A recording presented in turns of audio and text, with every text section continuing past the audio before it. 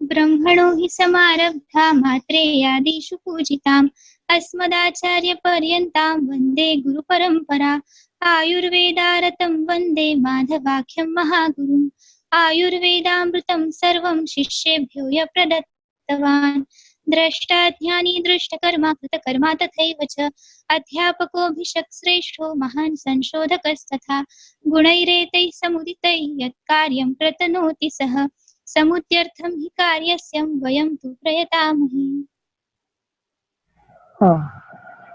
नमस्कार सर. नमस्ते. डॉक्टर विवेक अंबोरे सर. सरांचा BMS अष्टांग आयुर्वेद महाविद्यालय पुणे इथून झालेला आहे. तर हे वैद्य हरीश पाटणकर सर यांचे शिष्य आहेत. तर हे उत्तम अभ्यासक, व्याख्याता, मार्गदर्शक आणि मुख्य म्हणजे तर उत्तम शिष्य आहेत. सरांचा आवडता विषय म्हणजे मन व आयुर्वेद हे आहेत. पण जेव्हा आपण ग्राउंड लेवलला अभ्यास करताना अडचणीची वेळ येते त्यावेळेस आपले सिनियर्स हे उत्तम गुरु असतात.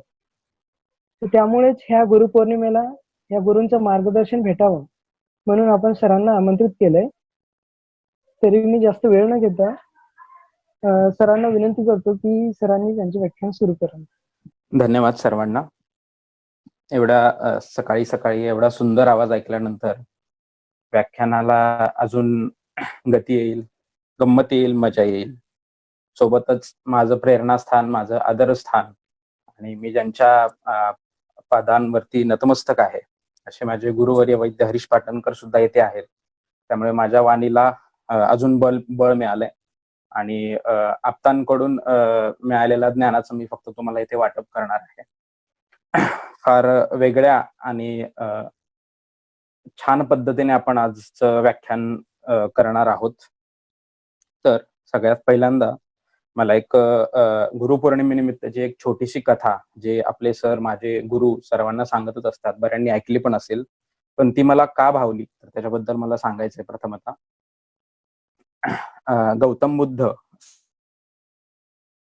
सर्व आहेत, त्यांच्या बऱ्याच कथा आपण ऐकलेल्या असतात. तर बुद्ध एका नदीच्या काठावरती त्यांच्या शिष्यांसोबत त्यांची साधना चालू असते आणि तेव्हा एक साधना चालू असतानाच एक सुंदर अशी मुलगी नदीच्या काठावरती येते. नदीच्या काठावरती येऊन ती म्हणते, हा नदीचा प्रवाह खूप वेगवान आहे आणि मला त्या काठावर जाणं भाग आहे, मला जावंच लागणार आहे. तर तुम्ही एवढे सर्वजण इथे आहात, बुद्ध आहेत, त्यांचे शिष्य आहेत, बरेच जण तिथे बसलेले आहेत, त्यांना ती विनंती करते की कोणीतरी मला मदत करावी आणि त्या काठावरती नेऊन सोडावं. पण आपल्याकडे पद्धत आहे का, तुम्ही साधू म्हटलं की अरे सुंदर मुलगी बघून साधूनी कसं जायचं पलीकडे ते सोडायला, म्हणजे अगदीच ऑकवर्ड प्रसंग आला आपल्याकडे. ऑकवर्ड हा शब्द सध्या फिरतोय किंवा ऑकवर्ड प्रसंग भरपूर येतात आपल्या आयुष्यात. तसा हा एक ऑकवर्ड प्रसंग आला की अरे बापरे, एक मुलगी तर आली आहे, तिला मदत ही हवी आहे, पण आपण कशी मदत करायची? आपण तर साधू संत, आपण तर शिष्य आहोत, भिक्षू आहोत, आपण कसं ही मदत करणार? तर शिष्य कुठलाही उठायला तयार नाही हे पाहून स्वतः गौतम बुद्धांनी त्या मुलीला पाठीवरती घेतलं. तिथे पोहून त्या मुलीला तिकडे त्या ठिकाणी ते पलीकडच्या तिलावरती पोचून माघारी सुद्धा आले. तो दिवस असाच जात राहिला, साधना चालू राहिली, सगळे शिष्य गौतम बुद्ध चर्चा चालत राहिली आणि रात्री जेवत असताना कुठेतरी खुसफुस चालू झाली होती की अरे आपल्या गुरूंनी कसं बघते सुंदर मुलगीला सोडून आले बघा, असं कसं यार, आपल्याला सांगतात असं करायचं तसं करायचं, ना आपल्या गुरूंनी त्या मुलीला सोडून आले. तर गौतम बुद्धांना ते ऐकवल्यावर गौतम बुद्धांनी फार समर्पक आणि छोटस उत्तर दिलं. ते एवढंच म्हणाले, मी तर केव्हाच त्या मुलीला सोडून आलो, तुम्ही अजून घेऊन बसलायत होय? म्हणजे काय, तर आयुष्यामध्ये कुठला विचार सोडायचा किंवा कुठल्या विचाराचा मोक्ष आपल्याला मिळाला पाहिजे हा शिकवणारा गुरु सर्वात श्रेष्ठ असतो. कारण सध्याच्या काळामध्ये प्रोसेस ऑफ डिलिशन म्हणजे आपल्या मनामध्ये जी काय गुंतागुंत आहे त्याच्यामध्ये सिलेक्टिव्ह गोष्टी ठेवून बाकीच्या गोष्टी डिलीट कशा करायच्या हे सांगणारच कोणी नाहीये. हे केलं पाहिजे, ते केलं पाहिजे, तुम्ही असं केलं पाहिजे, तुम्ही हे पण करा, ते पण करा असे सांगणारे भरपूर आहेत आणि त्याच्यामुळे नेमकं काय करायचं बाबा हेच कळणार नाही आपल्याला आणि त्याच्यामुळे आपण एवढ्या कन्फ्युजन मध्ये आहोत की आपण हे पण करावं, ते पण करावं. पण त्यातलं सुद्धा आपण काय केलं पाहिजे, कुठल्या विचारांना मोक्ष दिला पाहिजे, कुठले विचार मनात घोळवत ठेवले पाहिजेत, हे सांगणारा सर्वात मोठा गुरु असतो. आणि आज या गुरुपौर्णिमेनिमित्त त्या गुरुला आपण वंदन करूया आणि आपल्या आयुष्यातले विचारांची गुंतागुंत विचारांच्या मोक्षाने सोडवूया. आणि माझ्या आयुष्यातला तो सर्वात मोठा सिद्धांत माझ्या गुरुवर्य वैद्य हरीश पाटणकर सरांनी मला शिकवला.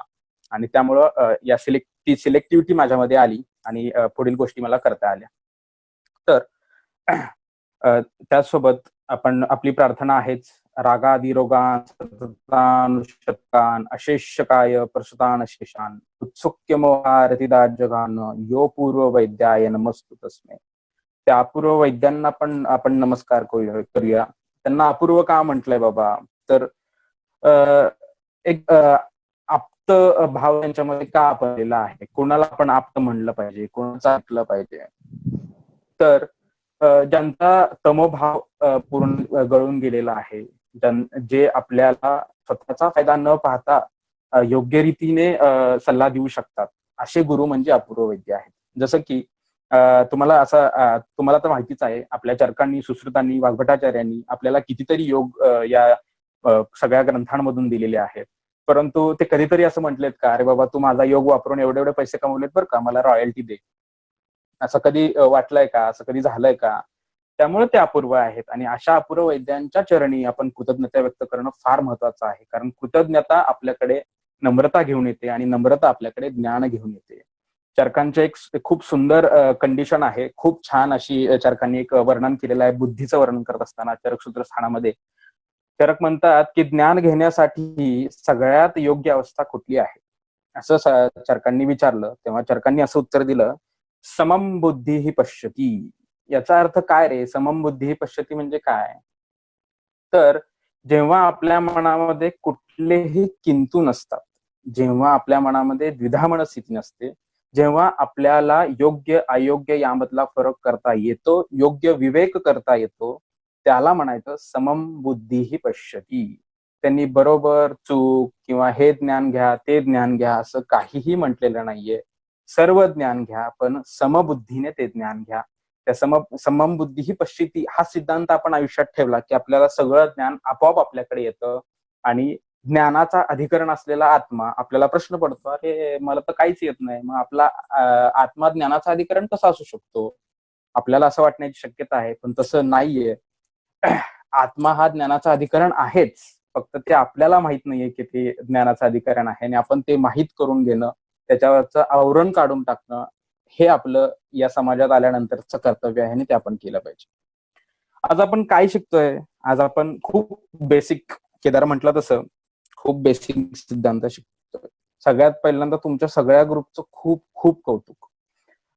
सध्याच्या टिकटॉकच्या आणि युट्यूबच्या दुनियेमध्ये, फेसबुकच्या दुनियेमध्ये तुम्ही सगळी मुलं, जवळजवळ आयुर्वेदाची 100 मुलं एकत्र येऊन एखादा ग्रंथ वाचून पूर्ण करताय, ही फार कौतुकाची गोष्ट आहे. म्हणजे माझे सर नेहमी म्हणतात मला की आयुर्वेद हा एक आयुष्य जगण्याचा मार्ग आहे.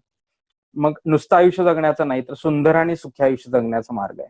काय करावं आयुष्यात हे कळतं आयुर्वेदामुळे. त्यामुळे या तुम्हा मुलांना हे ग्रंथ वाचनाची आवड लागली, रोज तुम्ही सकाळी 8 ते 10 आहात, एक ग्रंथ अख्खा तुम्ही संपवलेला आहे अष्टांगहृदय नावाचा. म्हणजे ही खरंच कौतुकास्पद गोष्ट आहे. केदार, रोशन, प्रणय, मृदुला, तुमच्या सगळ्या टीमचं खूप खूप अभिनंदन त्याबद्दल. खूप छान उपक्रम तुम्ही करताय आणि आयुर्वेदाच्या वाटेवरचं हे खूप मोठं कार्य तुमच्या हातून घडतंय आणि अशीच कार्य तुमच्या हातून धन्वंतरी चरणी घडो अशी प्रार्थनाही करतो. तर आपण आज शिकतोय दोष धातू मल यांचा सिद्धांत. काय आहे रे दोष धातू मल, काय एवढं महत्व दिलंय?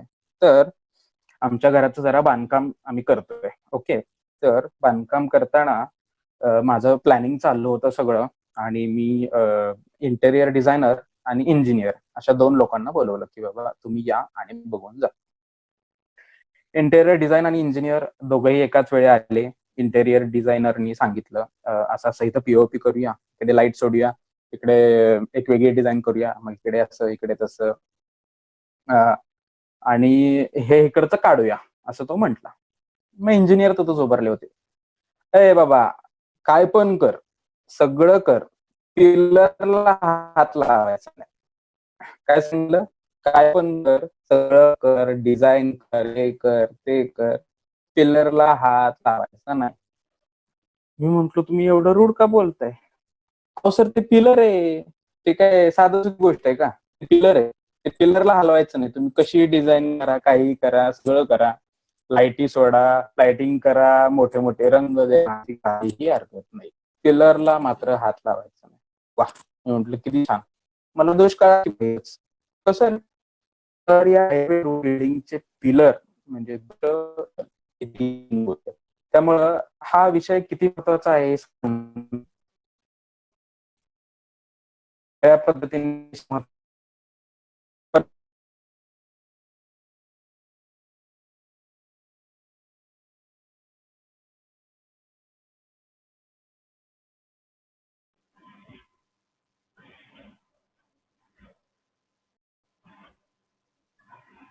हॅलो. मला वाटलं सर लेफ्ट झाले. जॉईन होतील 1 मिनिट.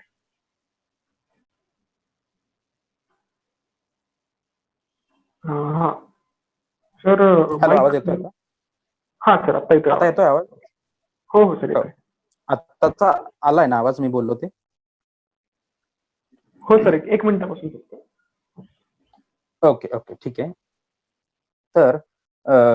तर आपण असा हा व्यावहारिक पद्धतीने दोष धातू मला शिकायचा प्रयत्न करूया आज. वेगळं थोडंसं, कारण आतापर्यंत तुम्ही ग्रंथ वाचन केलेलंच आहे, सूत्रही तुम्हाला माहितीच आहेत.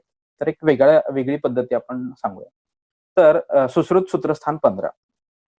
तर प्रत्येक ग्रंथकाराचा वेगळा अँगल कसा बघायचा हो? बऱ्याच मुलांच्या मनामध्ये प्रश्न असतो की हा एक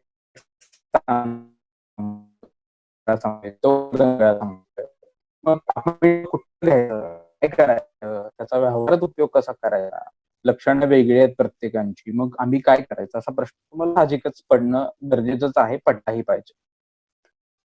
उत्तर आहे, तर प्रत्येक ग्रंथ हा त्या ग्रंथकाराच्या नजरेत बघितला की प्रश्न सुटतो. आता खूप आवडतं उदाहरण आहे माझं. एक सिंपल गोष्ट आहे. मी केदारला जर म्हटलं की केदार, पाकिस्तानामध्ये साधारण 20 लोकांची हत्या लोकांनी केली, असं मी केदारला म्हटलं, तर केदार एकदम असा आनंदाने फुलून जाईल, वाह कसलं भारी, छान झालं. आणि मी तेच जर पाकिस्तानातल्या व्यक्तीला सांगितलं की आपले 20 सैनिक भारतीय सैनिकांनी मारले बरं का, तर मग तो म्हणेल अरे किती वाईट झालं ना. की मग हे काय आहे, तर हे प्रत्येकाच्या नजरेतून बघितलेला वेगळा विषय. पण एक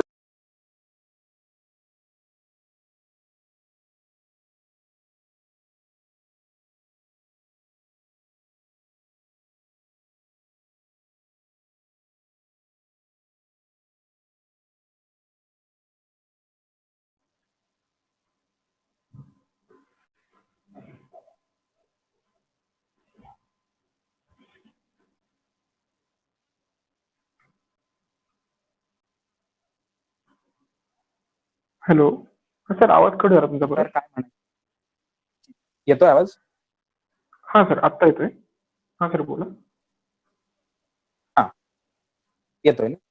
हा, तर तो ग्रंथ त्या म्हणायचं काय आहे, तो ग्रंथकार त्या काळामध्ये काय होता, त्याचा मुख्य विषय काय आहे, तो कुठल्या अँगल घेऊन एखादा विषय एक्सप्लेन करतो, हे फार महत्वाचं ठरतं जेव्हा जेव्हा आपण वेगवेगळ्या ग्रंथातली वेगवेगळी सूत्र वाचतो. आपल्याला माहितीये चरक काय आहेत. चरक खूप उत्तम तत्वज्ञ आहेत. चरक एका उंचीवरती जाऊन सांगतात की तू हे कर, तू असं कर, तू असं केलं पाहिजे, तू असं सांगतात. वाघबट काय करतात, वाघबट असं मित्रासारखं जवळ घेतात. वाघबट काय करतात, वाघबट असं सांगतात, अरे बाबा कसं असतं, वात पित्त कफ हे 3 दोष असतात, त्यांची चिकित्सा बस्ती विरेचन आणि वमन अशी असते, त्यांची दुसरी घृत आणि मधु अशी असते, असं वाघबट मित्रासारखं सांगतात. सुश्रुत काय करतात ते बघा, हे समोर दिसतंय हे असं आहे, असं सुश्रुतांची अशी एक शैली आहे. त्याच्यामुळं काय होतं, खूप सुंदर पद्धतीने सगळं विवेचन करतात. त्यांनी पहिल्याच वाक्यात, सुश्रुत सूत्रस्थान 15व्या अध्यायात पहिल्याच वाक्यात त्यांनी एक मस्त सिक्सर मारलाय, खूप छान, जो की आपल्याला आयुष्यभर इम्प्रेस करेल. काय, दोष शरीरम, वा. काय तर शरीर काय आहे हो, शरीराच्या व्याख्या बऱ्याच आहेत, काय काय बरंच काय काय सांगितलं त्यांनी. मग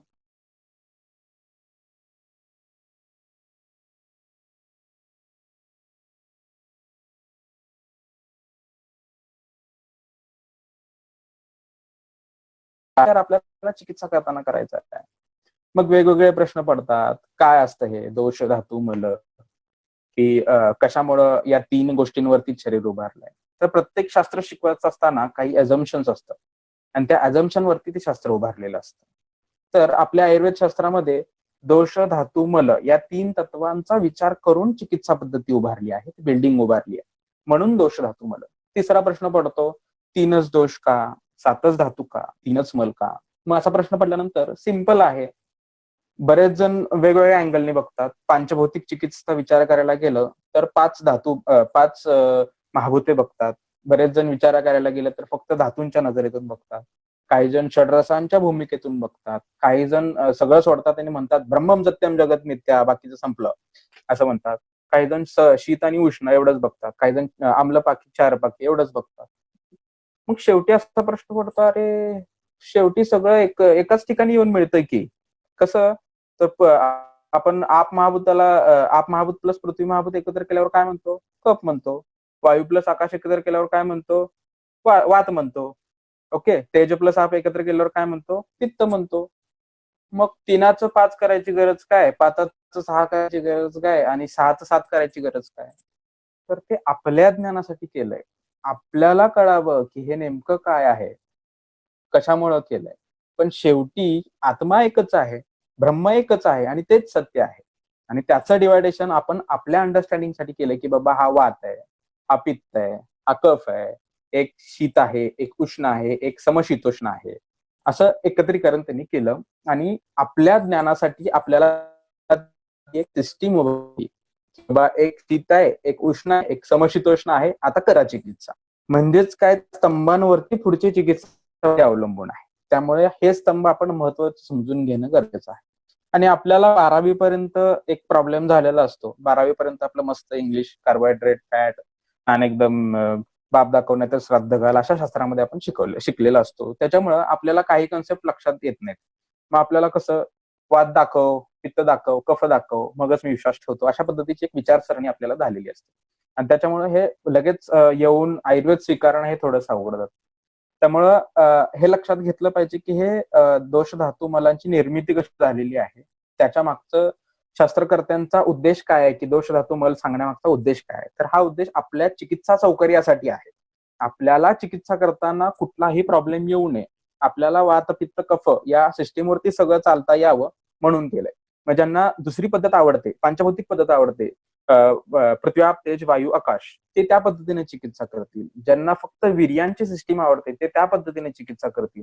ज्यांना अजून काही वेगळं आवडेल ते त्या पद्धतीने चिकित्सा करतील. म्हणजेच काय तर ॲलोपॅथी शास्त्र वेगळं, होमिओपॅथी शास्त्र वेगळं, आपलं आयुर्वेद शास्त्र वेगळं. मग त्यात सुद्धा पुण्याचा आयुर्वेद वेगळा, मुंबईचा आयुर्वेद वेगळा, महाराष्ट्राचा वेगळा, केरळचा वेगळा, चीनचा वेगळा, असं नाहीच आहे. फक्त बघण्याची दृष्टी आणि त्यांनी मानलेली तत्व वेगळी आहेत. म्हणून आपल्याला वाटतं, आपल्याला मिथ्या ज्ञान होतं की ही शास्त्र फार वेगळी आहेत. शास्त्र वेगळी नाहीयेत. हे एकाच शास्त्राचे विविध पैलू आहेत आणि त्याची बेसिक कन्सेप्ट एकच आहे. त्यामुळे आपल्याला ते लक्षात घेतलं पाहिजे. तर सुश्रुतांनी अजून काय एक्सप्लेन केलेलं आहे दोष धातू मला विज्ञानामध्ये. तर सध्याच्या ॲलोपॅथी सिस्टीम बघताना आपल्याकडे माहिती, आपल्याला बऱ्याच केसेस अशाही माहिती आहेत की वेगवेगळं आपण बघतो ॲलोपॅथी शास्त्रामध्ये. गायनेकचा पेशंट कधीच काय चिकित्सेला मेडिसिनला येत नाही, मेडिसिनचा पेशंट सर्जरीला जात नाही, सर्जरीचा पेशंट ईएनटीला जात नाही. पण आपल्याकडे कसं आहे, आपल्याकडे बघा ईएनटी डोळ्याचे आजार पोटातनं औषध देऊन बरे करतो की नाही आपण. तर याच्यावरती भीमराव इलाही जमादारांचा एक सुंदर शेर आहे. म्हणजे तो इथे खूप चपकल बसतो, मला तो खूप आवडतो दरवेळेसच. मी प्रत्येक लेक्चरमध्ये सांगतो जनरली. हे असे बागेवरी उपकार केले, हे असे बागेवरी उपकार केले, कत्तली करून फुलांच्या या हार केले. काय केलं? कत्तली करून फुलांच्या या हार केले. म्हणजे काय केलं रे, एक एक अंग त्याचं तोडलं त्या फुलांचं आणि त्याचा हार, अरे वा हार किती छान दिसतोय असं म्हणून अडकवलं. असं झालंय सध्या आयुर्वेदाचं. त्यामुळे आपल्या मुलांना हा आयुर्वेद एक आहे, ही एक फ्रेम आहे आणि यातून बघण्याच्या विविध नजरा आहेत. विविध दृष्टिकोन आहेत असं म्हणून आपण तो शास्त्र समजून घेतलं पाहिजे. ग्रंथाकडे वळूया पुन्हा एकदा. दोष धातू मला मूलम ही शरीरम तस्माद येशाम लक्षणम उपच्यमानम उपधाराय. किती छान. म्हणजे दोष धातू मल याच्यावरच सगळी दृष्टी उमरली. वाग्भटांनी तरी काय वेगळं सांगितलंय. पहिल्याच अध्यायामध्ये त्यांनी सांगून टाकलं की बाबा वात पित्त कफ हे 3 दोष आहेत, 7 धातू आहेत, 3 मल आहेत आणि त्यांच्यावरती सगळं शरीर चालतं. ओके. तर पुढं काय मग अजून एक खूप गहन प्रश्न असतो. सर ते वात तर दिसत नाही, मग त्याचे 5 प्रकार कसे केले तो, असं मला पोरं विचारतात. फर्स्ट इयरची वगैरे मुलं कॉलेजमध्ये विचारतात. आधीच न समजलेल्या गोष्टी त्यांना एवढ्या मनात बसलेल्या असतात, म्हणजे आत्मा मन हे काय चाललंय असं कळत नसतं आणि त्यात सांगतात की प्राण उदान अपान समान व्यान असे 5 प्रकार आहेत वायूचे. कसं काय 5 प्रकार केले. केदार फक्त एकदा कोणाचा तरी माईक ओपन करून मला फक्त सांगायला सांग की हे 5 प्रकार वायूचे का केले असतील. कोणाला जर उत्तर येत असेल तर त्यांनी हात वरती करा आणि त्यांनी सांगू शकतात की हे 5 प्रकार वायूचे का केलेत बाबा, काय त्याची म्हणजे त्याचा मागचा उद्देश काय असू शकतो त्याचा, की 5 प्रकार का केले. तर केदार कोणाला उत्तर येत असेल तर प्लीज त्यांना ते सांगायला सांग, म्हणजे आपल्याला हे थोडंसं इंटरॅक्टिव्ह सेशन होईल. ओके. तर काय सांगितलं सुश्रुतांनी. सुश्रुत खूप म्हणजे फारच स्पेसिफिक आहेत. सुश्रुतांनी कुठलाच किंतु मनात न ठेवता काही सूत्र लिहिली. त्यातलं एक सूत्र मला खूप आवडतं. तत्र विवेक धारण लक्ष्मो पंचदा प्रविभक्ता शरीरम धारयती. कोणाला उत्तर द्यायचं असेल तर स्वतः माईक करून ऑन करून त्यांनी सांगू शकता, नो प्रॉब्लेम. ओके. किंवा मेसेज करून सांगा, नो प्रॉब्लेम. तर हे सूत्र मला फार आवडतं. का आवडतं तर सुश्रुतांनी इथं कुठलाच संशय ठेवलेला नाही. सुश्रुतांनी सांगून ठेवलं की बाबा 5 प्रकारची कर्म आहेत आणि ते 5 प्रकारच्या कर्मावरून तुमचं डिवायडेशन केलं. माणसाचाही काय वेगळं आहे सांगा. माणसाच्या गुण आणि कर्म यांच्यावरूनच त्यांची नावं ठरतात की, बरोबर की नाही. नाहीतर सगळ्यांना माणूसच म्हणतो आपण. त्यांची गुण काय म्हणजेच काय, धडाडीचं नेतृत्व असलेला भरपूर काम करणारा केदार असं, किंवा मग अत्यंत हुशार शांत असा रोशन. म्हणजेच काय तर त्याच्या गुणावरून आणि कर्मावरून त्याचं डिवायडेशन केलंय.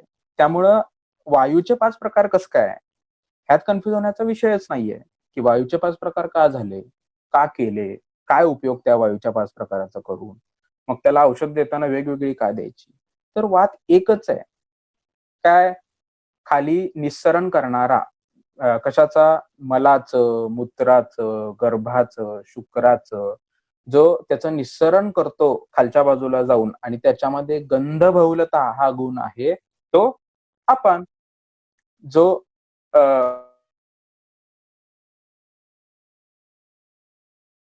आला ऊर्जा देण्याचं, बल देण्याचं, वर्ण देण्याचं काम करतो तो उदान, कारण त्याची गती ऊर्ध्व.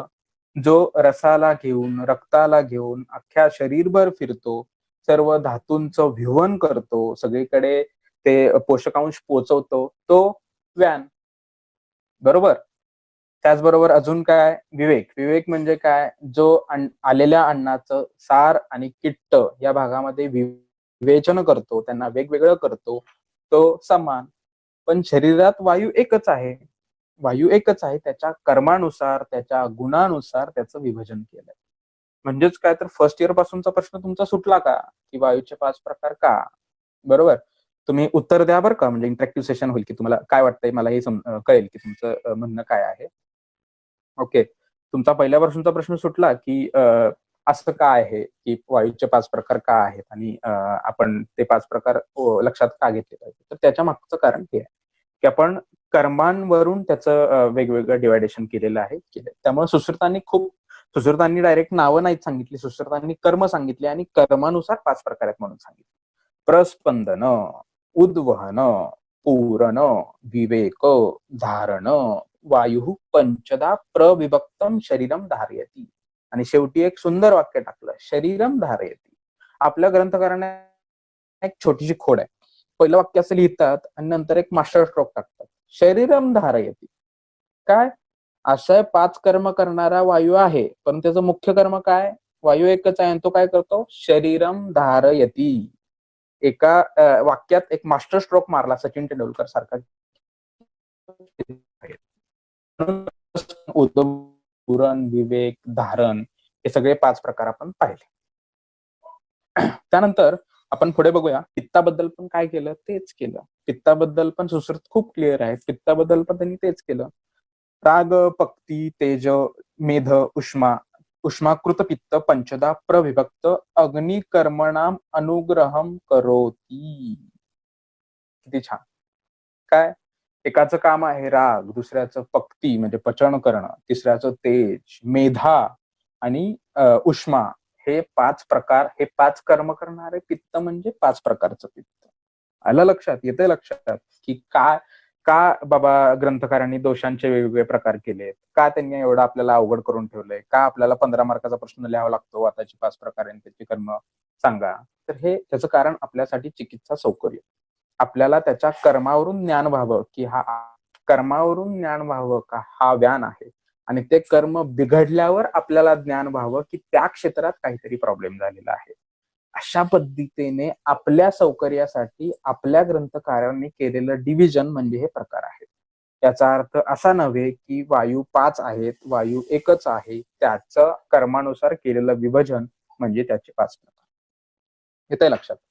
मग पित्तामध्ये शेवटचा मास्टर स्ट्रोक काय काढला तर प्रविभक्तम अग्निकर्मणा अनुग्रहम करोती.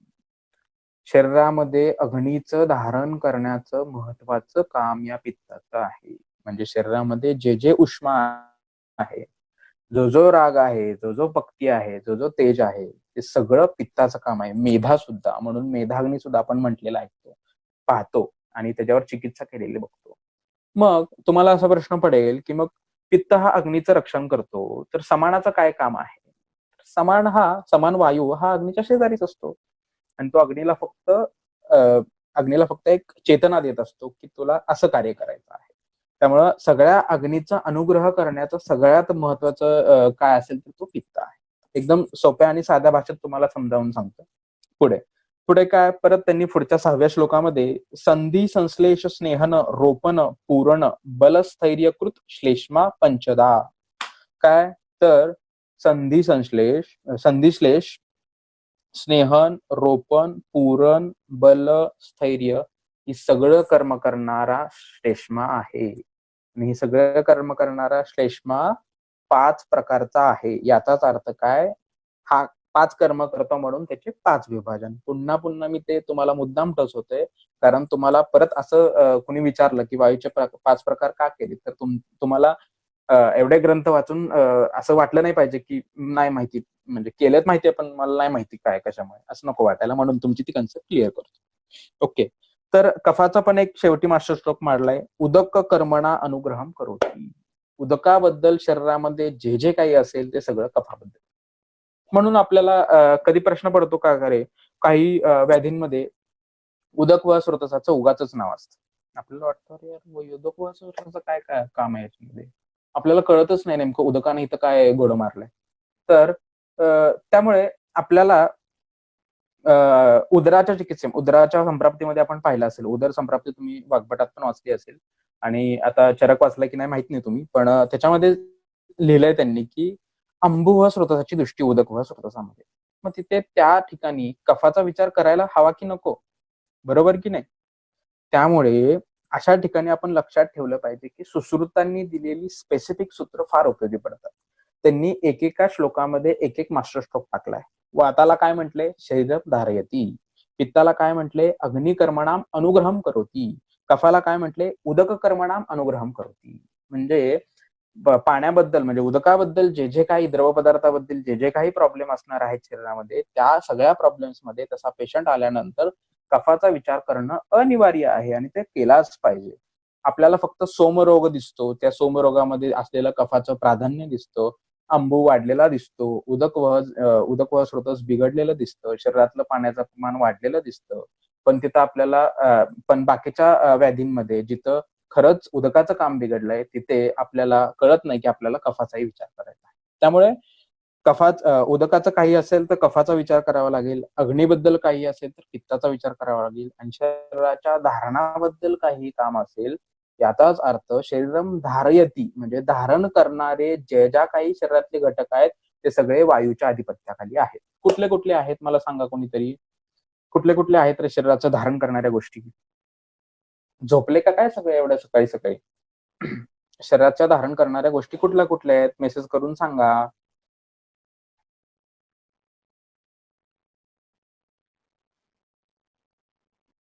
रोशन, केदार, मृणाली, प्रियंका, कुठल्या कुठल्या आहेत शरीराचं धारण करणाऱ्या गोष्टी? प्रीतिका, आरती, मेसेज करून सांगितलं तरी चालेल. मानसी,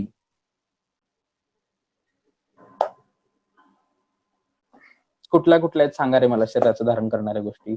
सप्तधातू, अस्थि, कुरु, पुरीश, ओज, पुढे धातू दोष, धातू धातू, मल, अस्थि, ओज, पुरीश. अजून थोडस डीप मध्ये जा. शरीराचं धारण करताय तुम्ही, हे बरोबर आहे, धारण करणारे.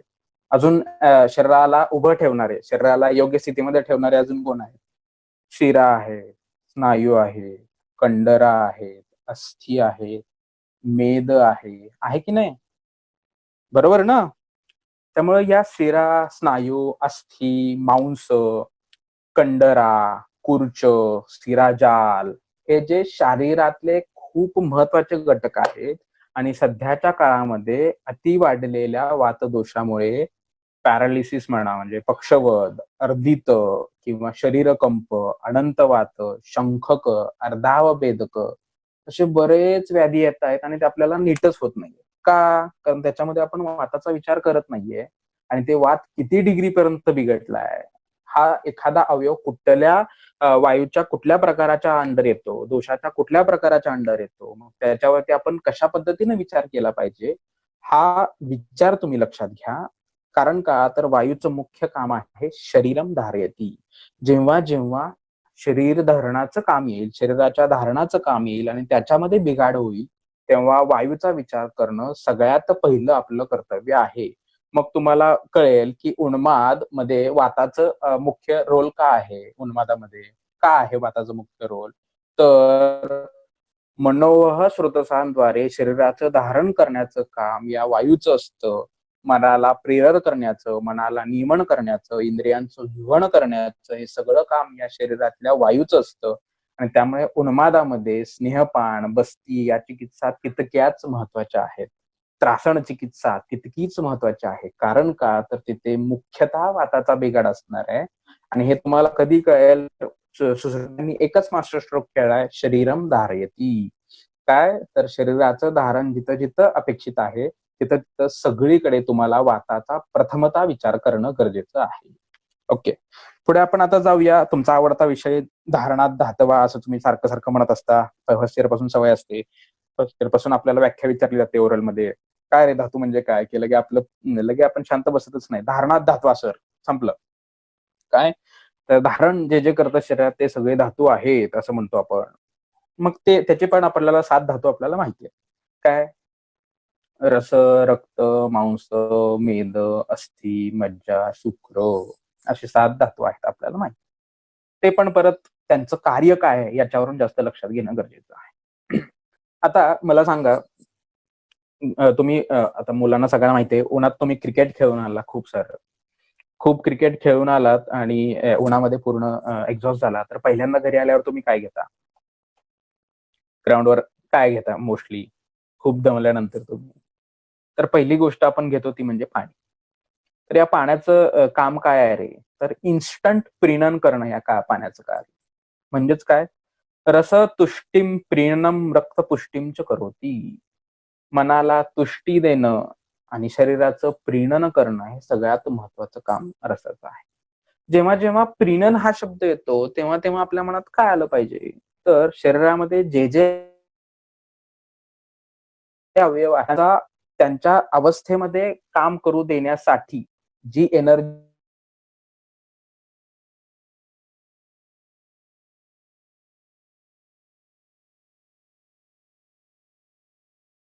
लक्ष देतो का? देतो का रे खरंच आपण चिकित्सा करताना रसाकडे लक्ष? मला नाही वाटत देतोय आपण डायरेक्ट मेदाकडे जातो, अस्थिकडे जातो, शुक्राकडे जातो, मध्ये अमध्ये आपण बघत नाही. रस का महत्वाचा? तर कारण सगळ्यात शरीरामध्ये पहिल्यांदा उत्पन्न, हा आहार घेतल्यानंतर पहिल्यांदा उत्पन्न होणारा धातू कुठला असेल तर तो रस आहे. त्यामुळे या रसधातूंवरती आहाराचा डायरेक्ट परिणाम होतो आणि त्या रसधातूच्या माध्यमातून पुढच्या धातूंवर त्या आहार द्रव्यांचा परिणाम होत असतो.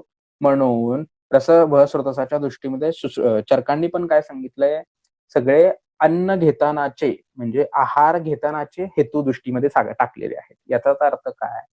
आहार रसातून पहिल्यांदा दुष्ट होणारा धातू कोण असेल तो रस आहे. त्यामुळे रसाचं संरक्षण करणं कशापासून? विषमाग्नी विषमाशन, समाशन किंवा मग अजीर्णाशन याच्यापासून रसाचं रक्षण करणं फार गरजेचं आहे. कारण त्याचं महत्वाचं काम आहे तुष्टी आणि प्रीणन. आणि सगळ्यात महत्वाचं काय? रक्तपुष्टिम करोति. सुश्रुत इथं पुन्हा एकदा खूप स्पेसिफिक आहे. त्यांनी या एकाच श्लोकात सांगून टाकलंय की धातू परंपरा सांगून टाकली. रस रक्ताची पुष्टी करतो, रक्त मांसाची पुष्टी करतो, मांस मेदाची करतो, मेद अस्थिची करतो, अस्थि मज्जेची करतो आणि मज्जा शुक्राची पुष्टी करतो. असं त्यांनी ते सगळं व्यवस्थित एक स्पेसिफिक मांडून टाकले की बाबा धातू परंपरा अशी असते. एक बिघडला की सगळं बिघडत जातं.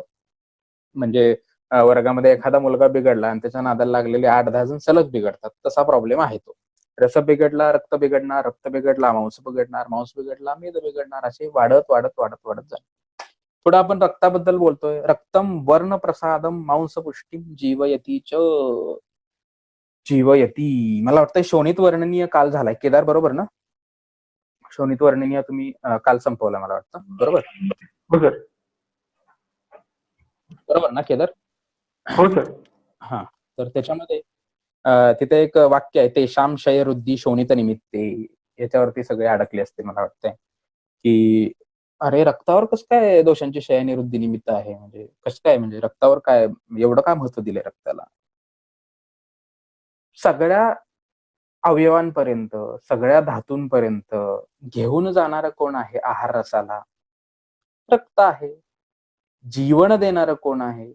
रक्त आहे. त्यांनी जीवन नाही दिलं तर काय होणार आहे? त्याचा क्षय होणार आहे. अतिजीवन दिलं, त्याला नको असलेल्या गोष्टी दिल्या गेल्या तर वृद्धी होणार आहे.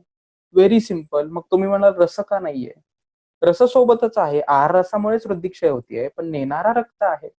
त्यामुळे रक्तनिमित्तच्या शोणित निमित्तच्या क्षयवृद्धी, एवढा सिंपल पॉइंट तिथं दिलेला आहे. आलं लक्षात तुमच्या? त्याच्यामुळे शोणिताला जास्त महत्व सुश्रुतांनी दिलेलं आहे. शोणित त्यांचा आवडतीचा धातू आहे. पुढे काय? वर्णप्रसाद हा पण महत्वाचा आहे. आता सध्या वर्ण हा विषय खूप मोठा आहे, बघतोयच आपण खूप मोठ्या प्रमाणामध्ये. वर्णप्रसाद करणं म्हणजे काय रे? मग इथे काय शुक्लत्व आणणं किंवा एखाद्याला काळ्याचं पांढरं करणं असा काय उल्लेख आहे का हो? नाही, आपले ग्रंथकर्ते पहिल्यापासून हुशार आहेत. त्यांनी रेसिझम ठेवलाच नाही कसला. त्यांनी काय सांगितलं? वर्णप्रसाद. वर्णाचं क्वालिटेटिव्ह अनालिसिस वाढवण्यावरती त्यांचा जास्त म्हणजे त्यांचा जास्त भर आहे. त्यामुळे त्याला त्यांनी रक्ताला वर्णप्रसादम करोति असं सांगितलंय. वर्णप्रसाद करतो म्हणजे काय? तर बऱ्याच त्वचा रोगामध्ये वर्ण हा मोस्टली, आता सध्या आपण त्वचेबद्दल बोलूया, बऱ्याच त्वचा रोगामध्ये जेव्हा एक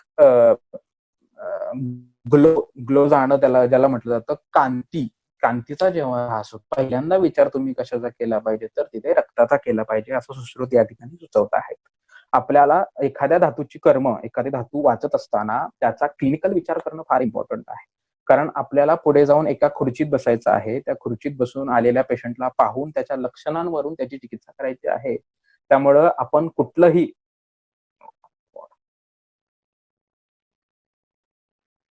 त्यामुळे आपण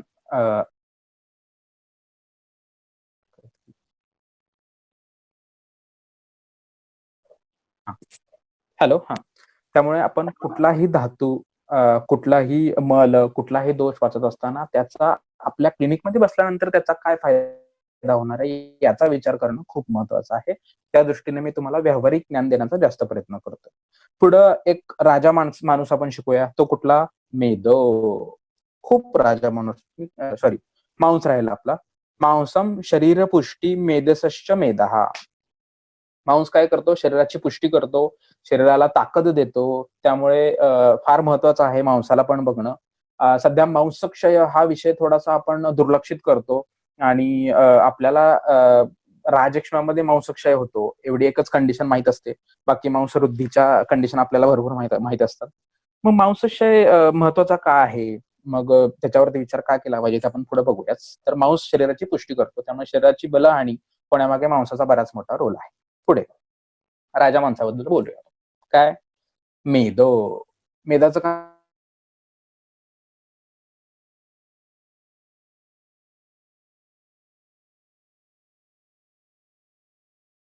का म्हणतो मग मी राजा मेदाला एवढा, तर हा फार राजा माणूस आहे. त्याच्या या हाताला 3, या हाताला 3, असे 3 धातू या हाताला, आणि मध्ये मस्त राजासारखा बसलाय. मी सगळ्या धातूंचा राजा आहे. मग मी सारखं सारखं राजा का म्हणतोय त्याला, तर मेद जेव्हा म्हणजे मेदकर जेव्हा गोष्टी खाल्ल्या जातात तेव्हा मेदामध्ये एवढी ताकद आहे, तो मेद वाढतो वाढतो वाढतो, प्लस अलीकडच्या 3 धातूला पण कमी करणार, पलीकडच्या 3 धातूला पण कमी करणार. कारण दुष्ट मेद वाढल्यानंतर अस्थीची पुष्टी होणार नाही. अस्थि, मज्जा, शुक्र या तिन्ही धातूंचा क्षय होताना दिसेल. आपण ज्या लोकांची खूप मोठ्या प्रमाणामध्ये दाढी वाढलेली असते, खूप मोठ्या प्रमाणात त्यांनी साधारण कमी कालावधीमध्ये 8-10 किलो वजन वाढवलेलं असतं किंवा कमी केलेलं असतं. या दोन्ही केसेसमध्ये अस्थीचा मल असलेला केस गळती सुरू झालेली असते. मज्जेचा मल असलेला डोळ्यांचे प्रॉब्लेम, पापण्यांचे प्रॉब्लेम, भुवयांचे प्रॉब्लेम त्यांना सुरू झालेले असतात. शुक्रासाठी क्लैब्य त्यांचं म्हणजे त्यांची क्लिबता कमी झालेली असते, त्यांची वाजीकरण क्षमता कमी झालेली असते. या सगळ्या गोष्टी प्रॅक्टिकली आपण पण बघतोच, पण तेव्हा त्याच्यामध्ये मेदाचा किती रोल आहे हे आपल्या लक्षात येत नाही. कारण का, तर मेद राजा आहे. मग आपण विचार करत बसतो की अरे ह्याचं 10 किलो वजन वाढलं तरी पण केस गेलेत, ह्याचं 10 किलो वजन कमी झालं तरी पण केस गेले. दोन्ही कंडिशन मध्ये मेदानं राजाचं कार्य पार पाडलंय. त्यानं पुढच्या गोष्टीला एकतर त्याचा क्षय केला किंवा ह्याचा क्षय झाल्यामुळे त्यांचा क्षय पण झाला. अशा दोन्ही पद्धतीने मेद जो आहे तो खूप मोठं काम करतो. त्यामुळे मेदाला राजा म्हटलं जातं, कारण मेद हा खूप मोठा रोल त्याच्यामध्ये पार पाडतो. आपण प्रॅक्टिकलमध्ये सध्या बघतो आहोत, सध्याची लाईफस्टाईल, सध्या फास्ट फूड या सगळ्या गोष्टी किंवा लोकांना पाव खाणं म्हणजे मी बेकरी प्रोडक्ट खातो असं वाटत नाहीये सध्या, किंवा काही लोकांचे दिवसच्या दिवस पिझ्झांवरती जातात, आपल्यातले पण बरेच जण आहेत. आणि याच्यामुळं जी मेदाची वृद्धी होते त्याचा विचार आपण थोडासा कमी करतोय, आणि त्यामुळं मेदावरती लक्ष देणं फार इम्पॉर्टंट आहे. मेद हा धातू प्रत्येक व्याधीच्या चिकित्सेमध्ये विचार करणं गरजेचं आहे. आपल्याला मेदाचा एक व्याधी खूप प्रसिद्ध माहित असतो, तो म्हणजे प्रमेह. त्यामुळे आपण त्या प्रमेहाच्या बाहेर मेदाला कुठे घेऊन जातच नाही. पण सध्याच्या काळामध्ये मेदाचे प्रॉब्लेम तुम्ही एक एक्सरसाइज घरी बसून करा. मेदकर आहार विहार लिहून काढा एका बाजूला, सध्याच्या काळातला, ग्रंथातला नाही. ग्रंथातला तुम्ही ऑलरेडी वाचता आहात, ग्रंथातले बरेच हेतू सध्या उपलब्ध नाहीयेत. त्यामुळे तुम्ही एका बाजूला मेदकर हेतू असं लिहून काढायचं, दुसऱ्या बाजूला मेद प्रदोषज व्याधी सध्या होत असलेले, आणि तिसऱ्या बाजूला मेदाची चिकित्सा, असा थोडासा चार्ट बनवला की तुमच्या क्लिनिक मध्ये बसल्यावरती तुम्हाला इझिली ते चार्ट ऍक्सेसेबल होईल आणि तुम्हाला ते व्यवस्थित पेशंट सुद्धा ट्रीट करता येईल. पुढं काय आहे, अस्थिनी देह धारणम बदन्या पुष्टीच. अस्थिचं काम काय, तर देहाचं धारण करणं. मग अशी मी बोललो की वायूचं काम आहेच देहाचं धारण करणं. तोच वायू धारण करतोय, त्यामुळं धारण करणाऱ्या ज्या ज्या गोष्टी आहेत त्याच्यावरती वायूचा डॉमिनन्स आहे. वायू इज द मेन करता धरता ऑफ दॅट अवयव. त्यामुळे अस्थि इज व्हेरी इम्पॉर्टंट. अस्थि देह धारणम मज्जा पुष्टीच, त्यामुळे त्याचा विचार करणं गरजेचं आहे. मग तुम्ही म्हणाल सर अस्थि म्हणजे जे सध्याचे प्रॉब्लेम दिसत, म्हणजे सध्याची हाडं असं आपण म्हणतो त्याला, किंवा बोन हे जे म्हणतो, किंवा असं काही आहे का अस्थि, असं तुम्हाला वाटेल. तुम्हाला काय वाटतंय की अस्थि म्हणजे काय आहे, तर आणि अस्थि म्हणजे फक्त बोन्स आहेत का, किंवा अस्थि म्हणजे कॅल्शियमच्या गोळ्या दिल्या की अस्थि वाढतो असं काही आहे का, किंवा मग आपल्या काय दूध पिल्यानंतर अस्थि वाढतात असं काही आहे का. तर याची उत्तर आपण बघूया. हा प्रश्न मी असंच अनुत्तरित सोडतो, आपण क्वेश्चन आन्सर सेशन मध्ये पुढच्या आपण तो संपूया, कारण आता बराच वेळ जातो. पुढे, मज्जा प्रीती स्नेह बलम शुक्रम पुष्टी पूर्णम आस्थाम च करोती शुक्रम. किती छान आहे. प्रीती, स्नेह आणि बल, तीन शब्दांवरती खूप महत्वाचं लक्ष द्यायचं. प्रीती म्हणजे काय? प्रीतीचा अर्थ आपल्या शरीरामध्ये चरकांनी जेव्हा यथालोके तथा ध्येय सिद्धांत चरक विमान 5 मध्ये समजावून सांगितलंय, तेव्हा प्रीती तोषेन असा एक शब्द तिथं त्यांनी शरीरामध्ये दिलेला आहे. शरीरामध्ये होणारा तोष म्हणजे आनंद, याचाच अर्थ प्रीती असा त्याचा अर्थ होतो. आणि हे काम कोणाचं आहे? मज्जाचं. कुणाला काय बोलायचं आहे का?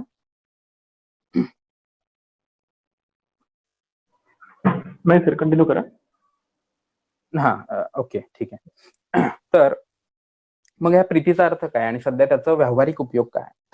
तर बरीच लोक ज्यांच्यामध्ये हा प्रीतीचा नाश झालेला आहे, म्हणजेच काय, तर ज्यांच्या रिलेशनशिपमध्ये नवरा बायको असतील किंवा ऑफिस मधल्या बॉस आणि त्याचं रिलेशन असेल, अशा ज्या ज्या व्यक्तींमध्ये तोष मिळत नाहीये, आनंद मिळत नाहीये, ज्यांना त्या प्रीतीचा अर्थ कळत नाहीये, त्यांच्यामध्ये सध्या मज्जाक्षयाची लक्षणं दिसतात.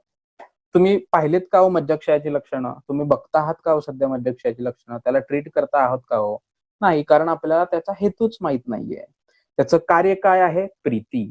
मग ही प्रीती कमी झाल्यानंतर याचा अर्थ असा नाही का या मज्जेचा क्षय झालाय, बरोबर ना? त्यामुळे सध्याच्या काळात व्यावहारिक उदाहरणं बघण्यावर जास्त लक्ष द्या. ज्यांच्या ज्यांच्या घरामध्ये टेन्शन्स आहेत, ज्यांच्या ज्यांच्या घरामध्ये ऑफिसेसमध्ये टेन्शन्स आहेत, ज्याच्यामध्ये रिलेशनशिप स्ट्रेस किंवा स्ट्रेन आहे खूप मोठ्या प्रमाणात, अशा लोकांमध्ये तुम्हाला 100% मज्जाक्षयाची लक्षणं दिसतील. म्हणून मी बऱ्याच मुलांना नेहमी सांगत असतो की काय, पुस्तक बंद करून अभ्यास करायला जेव्हा शिकाल तेव्हा तुम्ही आयुर्वेद शिकाल. कारण आयुर्वेद हे शास्त्र पुस्तकात शिकायचं शास्त्र नाहीये. पुस्तक बंद करून आयुष्यवेदा हा आयुर्वेदा, आयुष्य जगत असताना आयुर्वेद शिकण्याचं शास्त्र आहे. त्यामुळे तेही तुम्ही लक्षात घेतलं पाहिजे. ही प्रीती, हे स्नेह जेव्हा कमी होतं तेव्हा स्नेहाच्या गोळ्या घ्याव्या लागतात, एवढं लक्षात घ्या.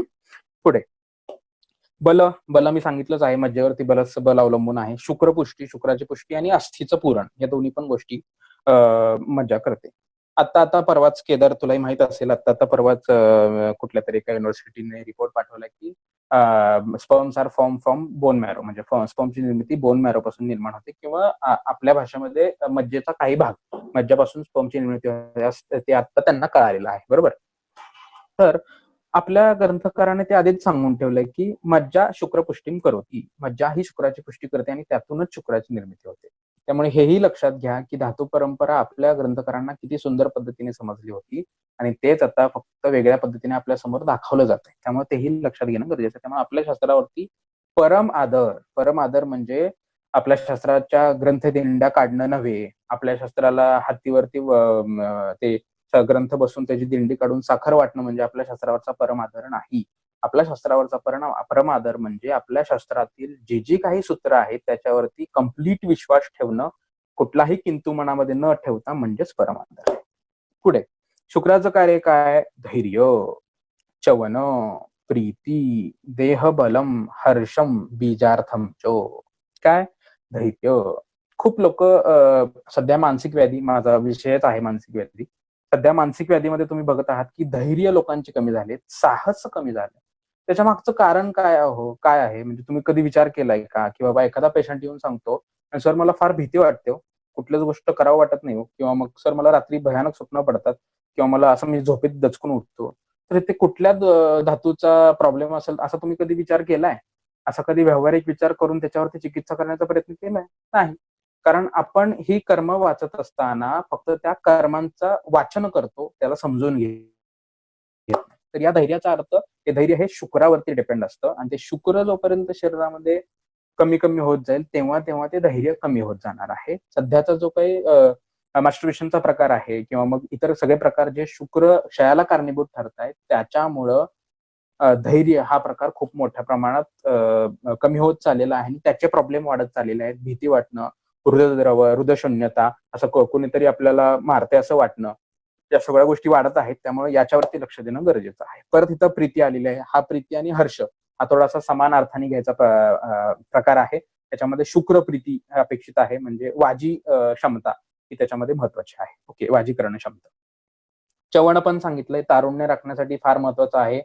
बऱ्याच गोष्टीमध्ये आता तुम्हाला एक वेगळा विचार सांगतो, तुम्ही स्वतःच्या बुद्धीवरती तो तपासा, तुम्हाला फार उपयोगी पडेल. चवण म्हणजे तारुण्य. चवण म्हणजे आपण सध्या बघतोय की तारुण्य राखण्यासाठी केलेल्या गोष्टी आहेत.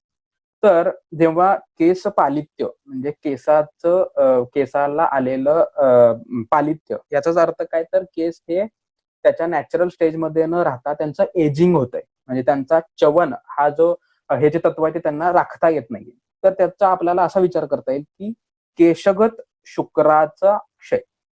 कसा? केशगत शुक्राचा क्षय. असाच विचार तुम्ही प्रत्येक अवयवाबद्दल करू शकता.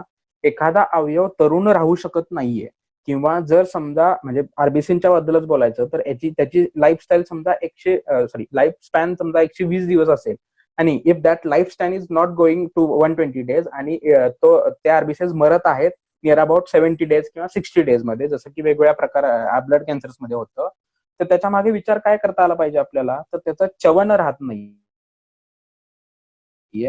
तरी कमी पडतो रक्तगत शुक्र, आणि त्या रक्तगत शुक्र होत आहे. यामुळं आपल्याला हे लक्षात घेतलं पाहिजे की या कॅन्सरच्या प्रकरणामध्ये सुद्धा शुक्राचा किती मोठा वाटा आहे, आणि तो शुक्राचा वाटा एवढा मोठा आहे, त्याच्यामुळे आपल्याला याचा विचार करणं फार गरजेचं आहे, आणि वृक्षद्रव्य आपल्याला वापरणं गरजेचं आहे त्याच्या ठिकाणी सुद्धा. ओके, बाकी सगळा विचार करूनच, सारासार विचार करून त्यातला एक अँगल तुम्हाला मी सांगितलं. पुढे एक महत्वाचा विषय येतो तो म्हणजे मलांचा. पुरुषम उपस्तंभम वायवा अग्निधारणम च बस्ती पूर्ण विक्लेदन मूत्रम स्वेद क्लेद त्वक सौकुमार्यम कृत. पुरुषाचं काम काय आहे? उपस्तंभ आणि वायू आणि अग्नीचं धारण फार महत्वाचं आहे. वायू आणि अग्नीचं धारण करणं इट इज व्हेरी इम्पॉर्टंट. काय वायू आणि अग्नीचं धारण कसं करतो रे? अतिसार बघत नाही का आपण? अतिसार जर झाला, अति प्रमाणामध्ये पुरुष बाहेर पडलं तर आपण पाहतोच की पूर्णपणे बल जातं आणि अग्नी मांदे येतं मोठ्या प्रमाणामध्ये, आणि या पुरुषाचं म्हणजे पुरुष आपल्यामध्ये आहे आणि त्याचं काहीतरी कार्य आहे हे आपल्याला तेव्हा लक्षात येतं. जसं की एखादा व्यक्ती लोहगडवरती, म्हणजे लोहगड पुण्याच्या जवळचा एक किल्ला आहे, त्याच्यावरती जाऊन येऊन 18 किलोमीटर जेव्हा चालतो तेव्हा आपल्याला पाय आहेत अशी जशी जाणीव होते, तसं हे आहे. आपल्याला पुरुषाचा संबंध तेव्हा कळतो जेव्हा पुरुष पूर्ण शरीरामध्ये निघून जातो. त्यामुळे पुरुषाचं उपस्तंभ आणि अग्निधारण आणि वायुधारण हे कार्य आपल्याला कळालं पाहिजे. ओके. बस्ती पूर्ण विक्लेदन मूत्रम, बस्तीचं पूर्ण करणं आणि क्लेद शरीरातला राखून ठेवणं हे मूत्राचं काम आहे. आता मूत्र हा उदक रूपी भाव आहे, त्यामुळे उदकाशी आणि कफाशी त्याचा खूप मोठ्या प्रमाणात संबंध आहे. त्याचाही विचार करणं गरजेचं आहे. माझ्याकडे वेळ फार कमी आहे, मी सांगत जाईन जे शक्य आहे ते, तरी पण तुम्ही छोट्या छोट्या गोष्टी लिहून घ्या. बस्ती, मूत्र आणि कफ आणि रस या चौघांचा संबंध तुम्हाला कसा लावता येईल हा होमवर्क तुम्ही करा, की मूत्राचा आणि कफाचा संबंध कसा आहे, मग त्याचा उदक व स्रोताशी संबंध काय आहे, मग प्रमेयामध्ये मूत्राबद्दलच एवढं का लिहिलेलं आहे, मग मेदाचा आणि मूत्राचा काही संबंध आहे का, हे सगळं तुम्ही व्यवस्थित लिहा. तुमचा होमवर्क होईल, तुम्हाला वेगळा विचार मिळेल. मी थोड्या क्लिप्स तुम्हाला देतोय फक्त. पुढे स्वेद क्लेद त्वक सौकुमार्य कृत, खूप महत्वाचा पॉइंट आहे. स्वेदन होणं सुद्धा खूप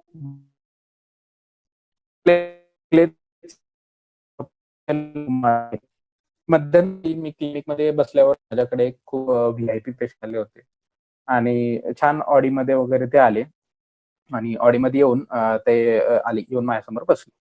सर अहो ते त्वचेवरती खूपच रुक्षता येते आणि फारच खाजवतंय असं ते म्हटले. कंडू खूप मोठ्या प्रमाणात आहे आणि असं स्केल्स पडतात असं वाटतंय, असं त्यांनी मला सांगितलं.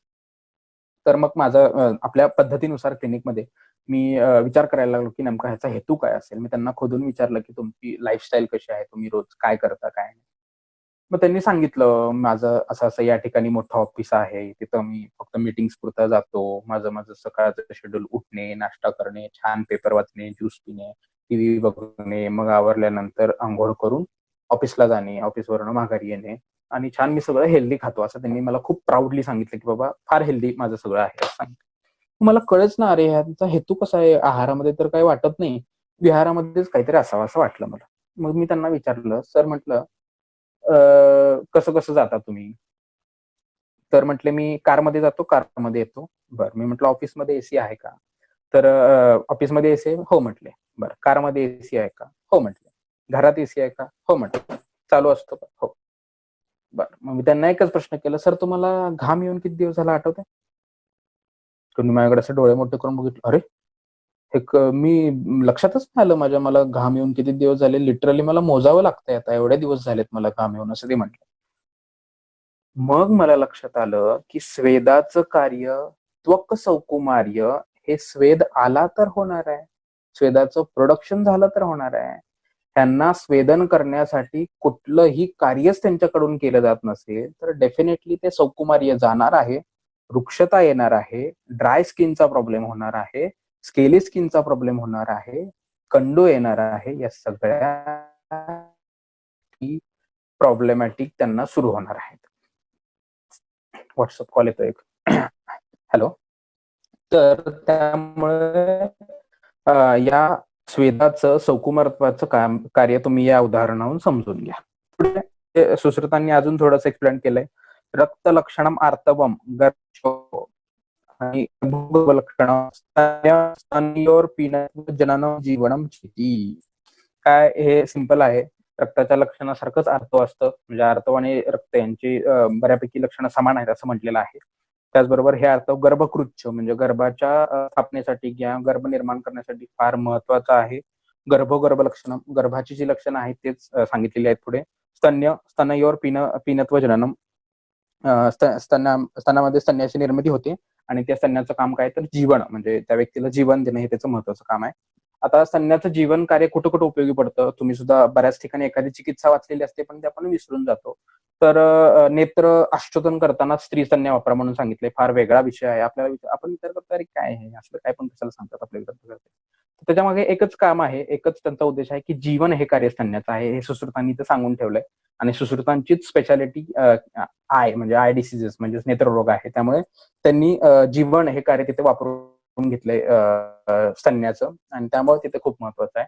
त्याचबरोबर उदुंबराचं त्वक आणि नारी स्तन्य विषय वापरला गेलेला आहे इन अत्यग्नी चिकित्सा म्हणजेच भस्मक व्याधीच्या चिकित्सेमध्ये चरकानी ग्रहणी अध्यायामध्ये चरक चिकित्सा 15 मध्ये उदुंबर त्वक प्लस नारीक्षीर असा एक योग सांगितलाय. त्याच्यामध्ये पण नारीक्षीर का वापरलं गेलं तर याचा मुख्य अर्थ असा आहे की तिथे जीवन कार्य करायचं आहे, प्लस तिथे अग्नी वाढू न देता तिथे उदुंबर त्वकाचं गुरु अन्न सेवन करून जीवन कार्य करायचं. त्यामुळे तिथे ती गोष्ट वापरली गेली. त्यामुळे एकेका शब्दाचा अर्थ समजून घ्या म्हणजे तुम्हाला कळेल की चिकित्सेमध्ये हे गोष्टी का वापरल्या गेल्या. नेक्स्ट पुढे गेल्यानंतर आपल्याला दिसेल ते म्हणजे क्षय आणि वृद्धीची लक्षणं. आता मी एक तास झाला फक्त तुम्हाला बेसिकच सांगतोय सगळं, वात काय, पित्त काय, कफ काय, कारण तुम्हाला ते गरजेचं आहे. तुम्हाला सगळ्यांना आवडतंय ना हे, प्लीज तेवढं मेसेज करून मला कळवा म्हणजे मला विषय पुढे कसा घ्यायचा आहे ते कळेल. तुम्हाला हे सगळं आवडतंय, समजतंय, मी कंटिन्यू करू?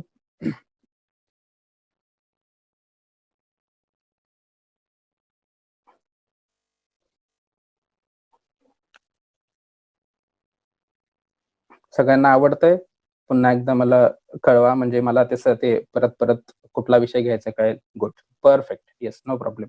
सगळ्यांना आवडतंय, नो प्रॉब्लेम. ओके. म्हणजे मला काय व्ह्यू बदलायचं कळेल येईल. ओके. पुढे येतंय वातवृद्धी आणि वातक्षय यांची सगळी लक्षणं आपण बघतो आता. वातक्षय काय आहे? वातक्षय मंदचेष्टता, अल्पवाक्त, अप्रहर्ष, मूढ संज्ञतांश. फार इम्पॉर्टंट गोष्टी आहेत. काय रे म्हणजे वात एवढा हुशार आहे की वाताने मानसिक वाताच्या गोष्टीमध्ये मानसिक लक्षणं फार मोठी आलीत बरं. मूढ संज्ञता, असं मूढ संज्ञता म्हणजे काहीही करू न वाटणं, असं निवांत बसावं वाटतंय आणि मला काहीही करायचं नाहीये, हा उत्साह येत नाही, ह्या गोष्टी वातामध्ये दिसतात. कारण हा फार हुशार आहे वात. त्यांनी काय सांगितलंय? मंद चेष्टता, सगळ्या चेष्टा मंद होतात. अल्प वागतं, बोलावं सुद्धा वाटत नाही. अप्रहर्ष, हर्ष करावा वाटत नाही. ही सगळी लक्षणं वातक्षयामध्ये येतात. फार इम्पॉर्टंट आहे वातक्षय. आपल्याला सध्या वातक्षयाचे पेशंट समोर बसलेले असतात पण आपल्याला दिसतच नाहीत. आपण त्यांना कफवृद्धीचे लोक म्हणून आपण वातक्षय थोडासा दुर्लक्षित करतो का काय असं वाटतंय. जर वातक्षय दिसतच नसता तर ग्रंथकर्त्यांनी वात वाढवण्यासाठीची द्रव्य पण दिली नसती. आपल्याला जर वातक्षय वाटलाच नसता तर वातक्षयाची लक्षणं पण दिली नसती. त्यामुळे वातक्षयाचे पेशंट तुम्हाला बरेचसे दिसतात, स्वतंत्र पण दिसतात, परतंत्र पण दिसतात. ते फक्त बघायला शिका. एखाद्या दुकानात बसलेला खूप जाड नसलेला परंतु किडमिडीत असलेला व्यक्ती मूढ संज्ञता वाटत असेल तर आपल्याला कळू नये का हा वातक्षयाचा पेशंट आहे का कफवृद्धीचा आहे. दोन्हीपैकी एक काहीतरी असलं पाहिजे ना, आपल्याला ते लक्षात आलं पाहिजे. बसमध्ये बसल्यावरती आपण हेडफोन घातल्यानंतर आपल्याकडे किती जण लक्ष देत आहेत, आपण एखादी गोष्ट बोलल्यानंतर आपल्याकडे किती जण लक्ष देत आहेत, याचं कधी निरीक्षण केलंय का? एखाद्या डोंगराळ भागात राहणाऱ्या एखाद्या म्हाताऱ्या व्यक्तीची नख कधी तुम्ही पाहिलेली आहेत का? त्यांचे ओष्ठ कधी तुम्ही पाहिलेले आहेत का?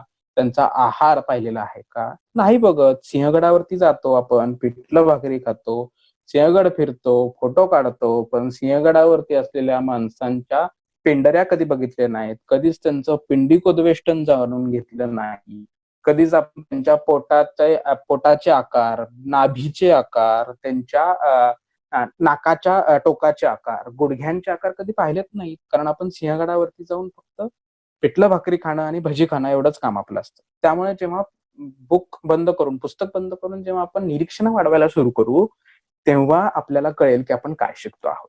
त्यामुळे आपण कधीही गेलं तरी या गोष्टी कुठेही गेल्या तरी बघितल्या पाहिजेत. अणुक देश काय आहे, जंगल देश काय आहे बघितलं पाहिजे. तेव्हा आपल्याला वातक्षय ग्रंथात काय सांगितलंय, आपल्याला काय दिसतो हे कळेल. ओके. मंदचेष्टता, अल्पवाक्त, अप्रहर्ष, मूढ संज्ञता. पित्तक्षय, मंद उष्मा अग्निता, निष्प्रभत्व. निष्प्रभत्व म्हणजे चेहऱ्यावरची प्रभा, शरीरावरची एकंदरच प्रभा नष्ट होणं हे पित्ताचा प्रॉब्लेम आहे. त्यामुळे कामला, पांडू या दोन्हीही गोष्टीमध्ये या प्रभेचा प्रॉब्लेम असतो. आणि ही प्रभा जेव्हा नष्ट होते तेव्हाच आपल्याला ते कामला आहे का पांडू आहे याची जाणीव होते. आणि त्यावेळेस आपण पित्तावरती मुख्य चिकित्सा करतो. त्यामुळे पित्तक्षयाचं हे लक्षण आहे. श्लेष्मक्षय. श्लेष्मक्षय पण खूप सुंदर सांगितलंय. वृक्षता. श्लेष्मक्षयामध्ये वृक्षता सांगितली आहे. ओके. वृक्षता, अंतर्दाह. अंतर्दाह खूप मोठ्या प्रमाणात दिसणारा लक्षण आहे. आपल्याला माहित नसतं की अंतर्दाह हे सांगतोय, पण आपल्याला कळत नाही. पेशंट सांगत असतो की सर मला अंतर्दाह होतोय, माझा श्लेष्माक्षय झालाय, पण आपल्याला कळत नाही की हा अंतर्दाह सांगतोय. आमाशय इतर श्लेष्माशय शून्यता. आमाशय सोडून इतर ज्या ज्या ठिकाणी श्लेष्म म्हणून आहे त्या सगळ्या आशयांमध्ये शून्यता येते. संधी शैथिल्य. संधीमध्ये सगळ्यात महत्वाची गोष्ट काय आहे तर श्लेष्मा आहे. श्लेष्मा कमी झाला की संधीला शैथिल्य येतं, संधीचा अवसाद होतो, संधीचं कार्य कमी होतं, संधीमध्ये सूज येत नाही, कंडू येत नाही, कार्यामध्ये प्रॉब्लेम होतात, अवसाद होतो. अवसाद वेगळं, कृच्छ्रता वेगळं, त्या स्नायूंची, त्या संधींची क्रिया करणं वेगळं आणि शैथिल्य वेगळं. हे लक्षात घ्या. तुम्हाला अशा प्रकारचे पेशंट कुठं कुठं दिसतात हे लक्षात घ्या. संधी शैथिल्याचे पेशंट कुठं दिसणार आहेत हे लक्षात घ्या. ते कळालं तर तुम्हाला त्याच्यावरती चिकित्सा करता येईल. पुढे काय, तत्र स्वयोनी वर्धनानी एव प्रतिकारः. आणि जिथं जिथं वातक्षय, पित्तक्षय, कफक्षय आहे त्या सगळ्या ठिकाणी तुम्हाला पूर्णपणे त्या गुणाची द्रव्य वापरायला सांगितले. याचा अर्थ काय, वात कमी झाला तर वात वाढवणारी वापरा, पित्त कमी झाला तर पित्त वाढवणारी वापरा. Very clear.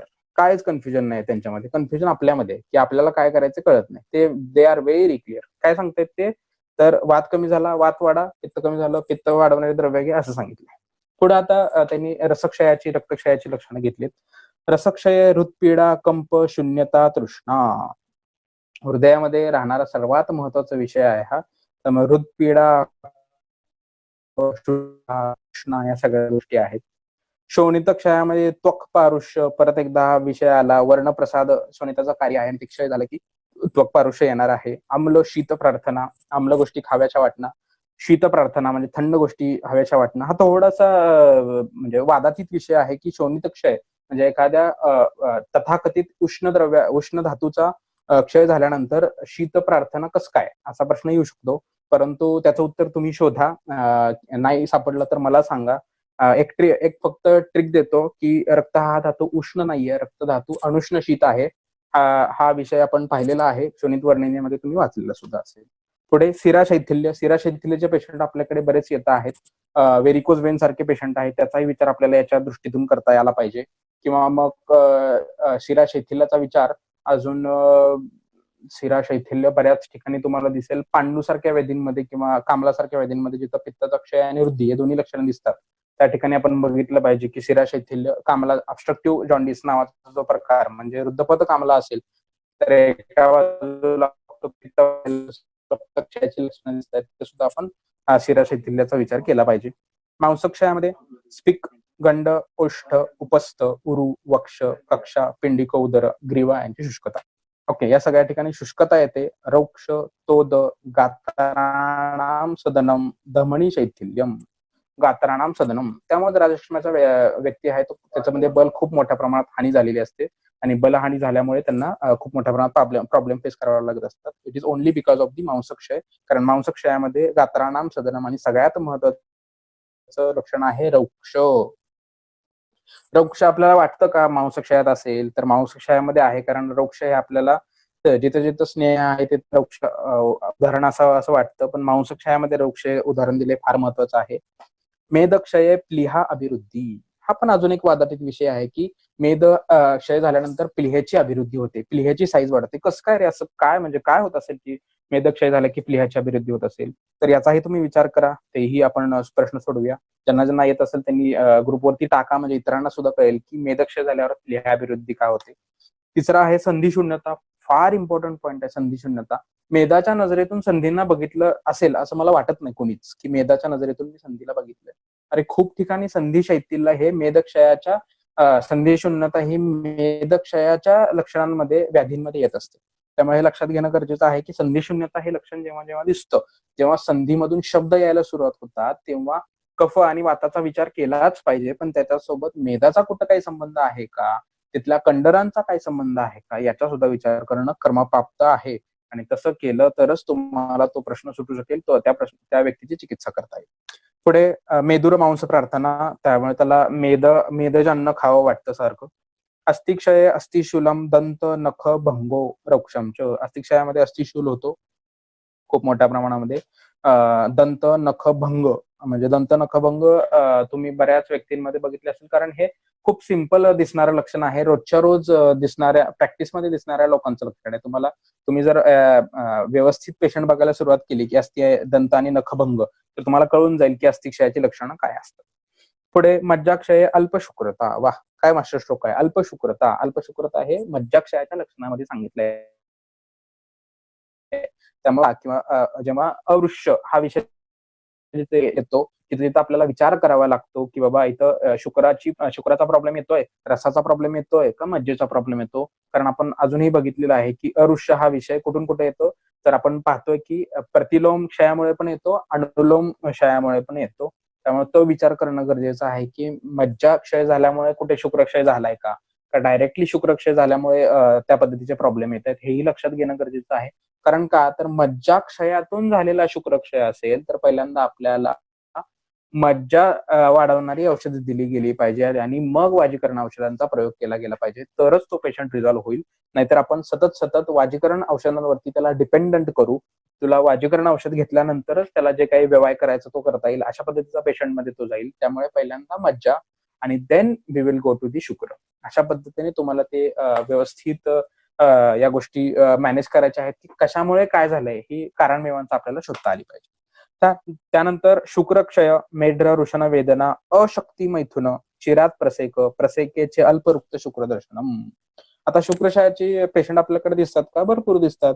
मग आपल्या ग्रंथकाराचं म्हणणं असं कुठंच नाही की मी जे श्लोकात सांगितलेले लक्षणं आहेत तेवढीच लक्षणं तुम्हाला पेशंटमध्ये दिसणार आहेत, दुसरं कुठलंच लक्षण तुम्हाला मी सांगितल्याशिवाय दिसणार नाही, असं कुठल्याच ग्रंथकारांनी सांगितलेलं नाहीये.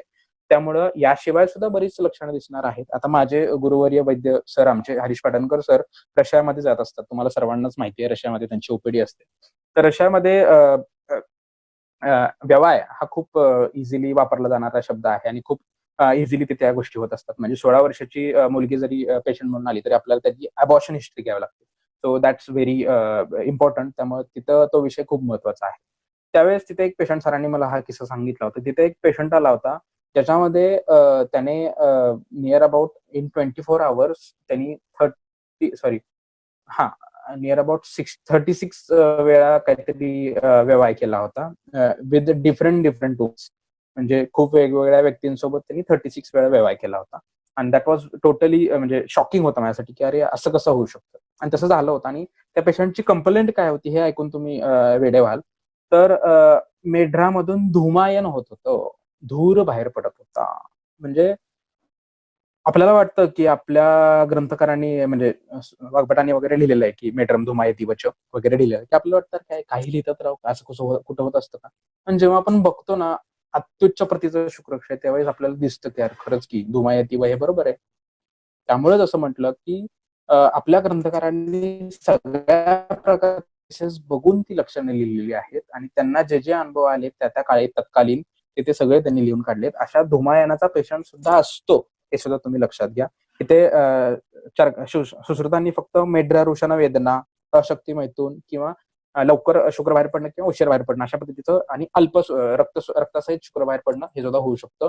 मग धूर कधी येतो, तर याच्याही पुढची कंडिशन, जेव्हा रक्त पण संपलंय, शुक्र पण संपलंय, आशय रिकामा झाला आहे, तिथं विदाहित्व आलंय, वायू भरलाय, तेव्हा धूमायती हा गोष्ट त्या ठिकाणी दिसते. त्यामुळे हेही लक्षात घेणं गरजेचं आहे. आवाज व्यवस्थित येतोय ना माझा, केदार? हॅलो केदार? हो सर, येतोय आवाज. हॅलो. हा ठीक आहे. पुढे जाऊया आपण. पुढे गेल्यानंतर परत धातूंबद्दल पण त्यांनी काहीच शंका ठेवली नाही. तत्र अपि स्वयोनिवर्धन द्रव्योपयोगा प्रतिकार त्यामध्ये सुद्धा त्यांनी तेच सांगितलं की त्या गुणांची द्रव्य वापरा आणि त्याच्यानुसार ती क्षय भरून काढा. पुरुषक्षय, परत पुरुषक्षय हेतू आला. हृदय पार्श्व पीडा सशब्दस्य च वायू ऊर्ध्वगमनम कुक्षो संचरणम च.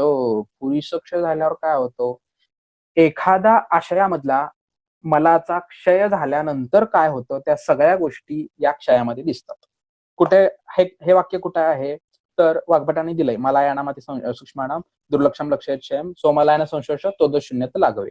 म्हणजेच त्या आशयातले मल कमी झाले की त्या आशयाला शून्यत्व, लाघव, तोद ही लक्षणं दिसणारच आहेत, असं वाग्भटाने एका वाक्यात सांगून टाकलं.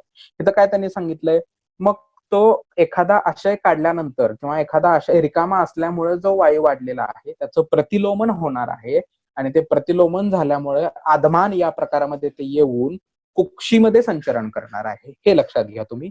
त्यामुळे पुरेशी क्षयाची लक्षणं आहेत. आता तुम्हाला एक सुंदर उदाहरण सांगतो. हिस्टेरेक्टमी झालेली लोक, स्त्रिया, हिस्टेरेक्टमी सध्या हिस्टेरेक्टमी एवढी फेमस आहे, म्हणजे त्याचा संबंधी कुठला आजार बरा नाही झाला की तो अवयव काढायचा, असं त्यांची फॅशनच आहे. सर्जरीची फॅशन काय आहे, पित्ताशयामधला खडे नीट होईनात, मग काय करू, पित्ताशय काढून टाकू. एखाद दिवशी म्हणतील तुझ्या ब्रेन मध्ये काय शिरत नाहीये, काय करू, ब्रेन काढून टाकू. एखाद दिवशी म्हणतील तुझ्या मूत्राशयातून प्रॉब्लेम होत आहेत, मग काय, किडनी काढून टाका. असं त्यांची फॅशनच आहे. त्यांच्यामध्ये सर्जरीमध्ये त्यांना ते इझी वाटतं की एखादा अवयव काढून टाकायचा. पण हिस्टेरेक्टमी केलेल्या स्त्रिया, याचा अर्थ ज्यांची गर्भाशयाची पिशवी काढलेली आहे, अशा व्यक्तीमध्ये विचार करा तुम्ही, अशा स्त्रीमध्ये अपान क्षेत्रामध्ये किती मोठ्या प्रमाणात वात प्रकोप होत असेल. कोणी याचा विचार केलाय? जेव्हा अपान क्षेत्रामध्ये वात प्रकोप होत असेल तेव्हा तिला वाताची, त्या स्त्रीला वाताचे कितीतरी प्रॉब्लेम येत असतील. ते वायू ऊर्ध्वगमन होत असेल, उदावर्तासारखे प्रॉब्लेम होत असतील, त्या आशयामध्ये अवष्टंभासारखे प्रॉब्लेम होत असतील. आणि सगळ्यात महत्वाचा प्रॉब्लेम, ती व्यक्ती पुरुषही राहत नाही, स्त्रीही राहत नाही. कारण आपल्याला आपल्या स्त्री आणि पुरुषांच्या शरीरामध्ये तो एकच डिफरन्स आहे,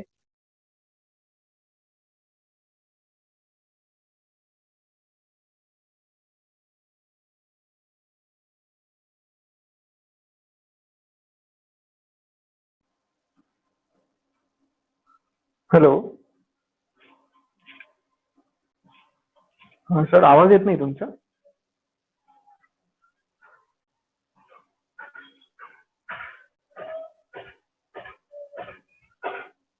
हॅलो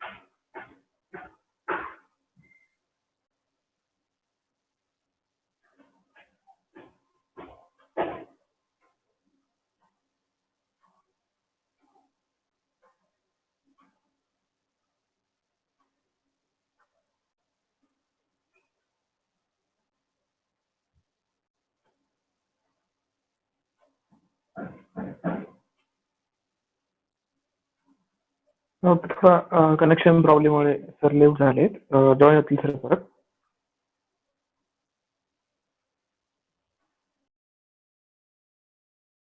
ओके ओके, सॉरी, मला थोडा रेंजचा प्रॉब्लेम आला होता, खूप सॉरी. सोडणार नाहीये तुम्हाला, नका काळजी करू. ओके. त्यामुळे तर मूत्रक्षय बसतो दो अल्पमूत्रताच. आता बऱ्याच ठिकाणी प्रश्न येतो की अरे सर, मूत्रक्षयामध्ये पण आणि मूत्रवृद्धी पण तो 10 लक्षण आहे हो, कसं काय असं? असा प्रश्न पडतोय मला की तो म्हणजे क्षयामध्ये हे लक्षण असं कसं असू शकतं. सिंपल आहे, मूत्रक्षय होतो तेव्हा तिथे तो वाताच्या प्रकोपाचं मुख्य लक्षण तोच आहे. हे तुम्हाला क्लिअर आहे, कारण ते वाग्भटांनी सांगितलेलं आहे आणि सुश्रुतांनी सांगितलं. विषय येतो मूत्रवृद्धी नंतरचा. मूत्रवृद्धी झाल्यावर बस्तित्व का होतो, तर तिथे सुशिर स्नायूंना होणारा पेन त्या ठिकाणी तो या शब्दाने दर्शवलेला आहे.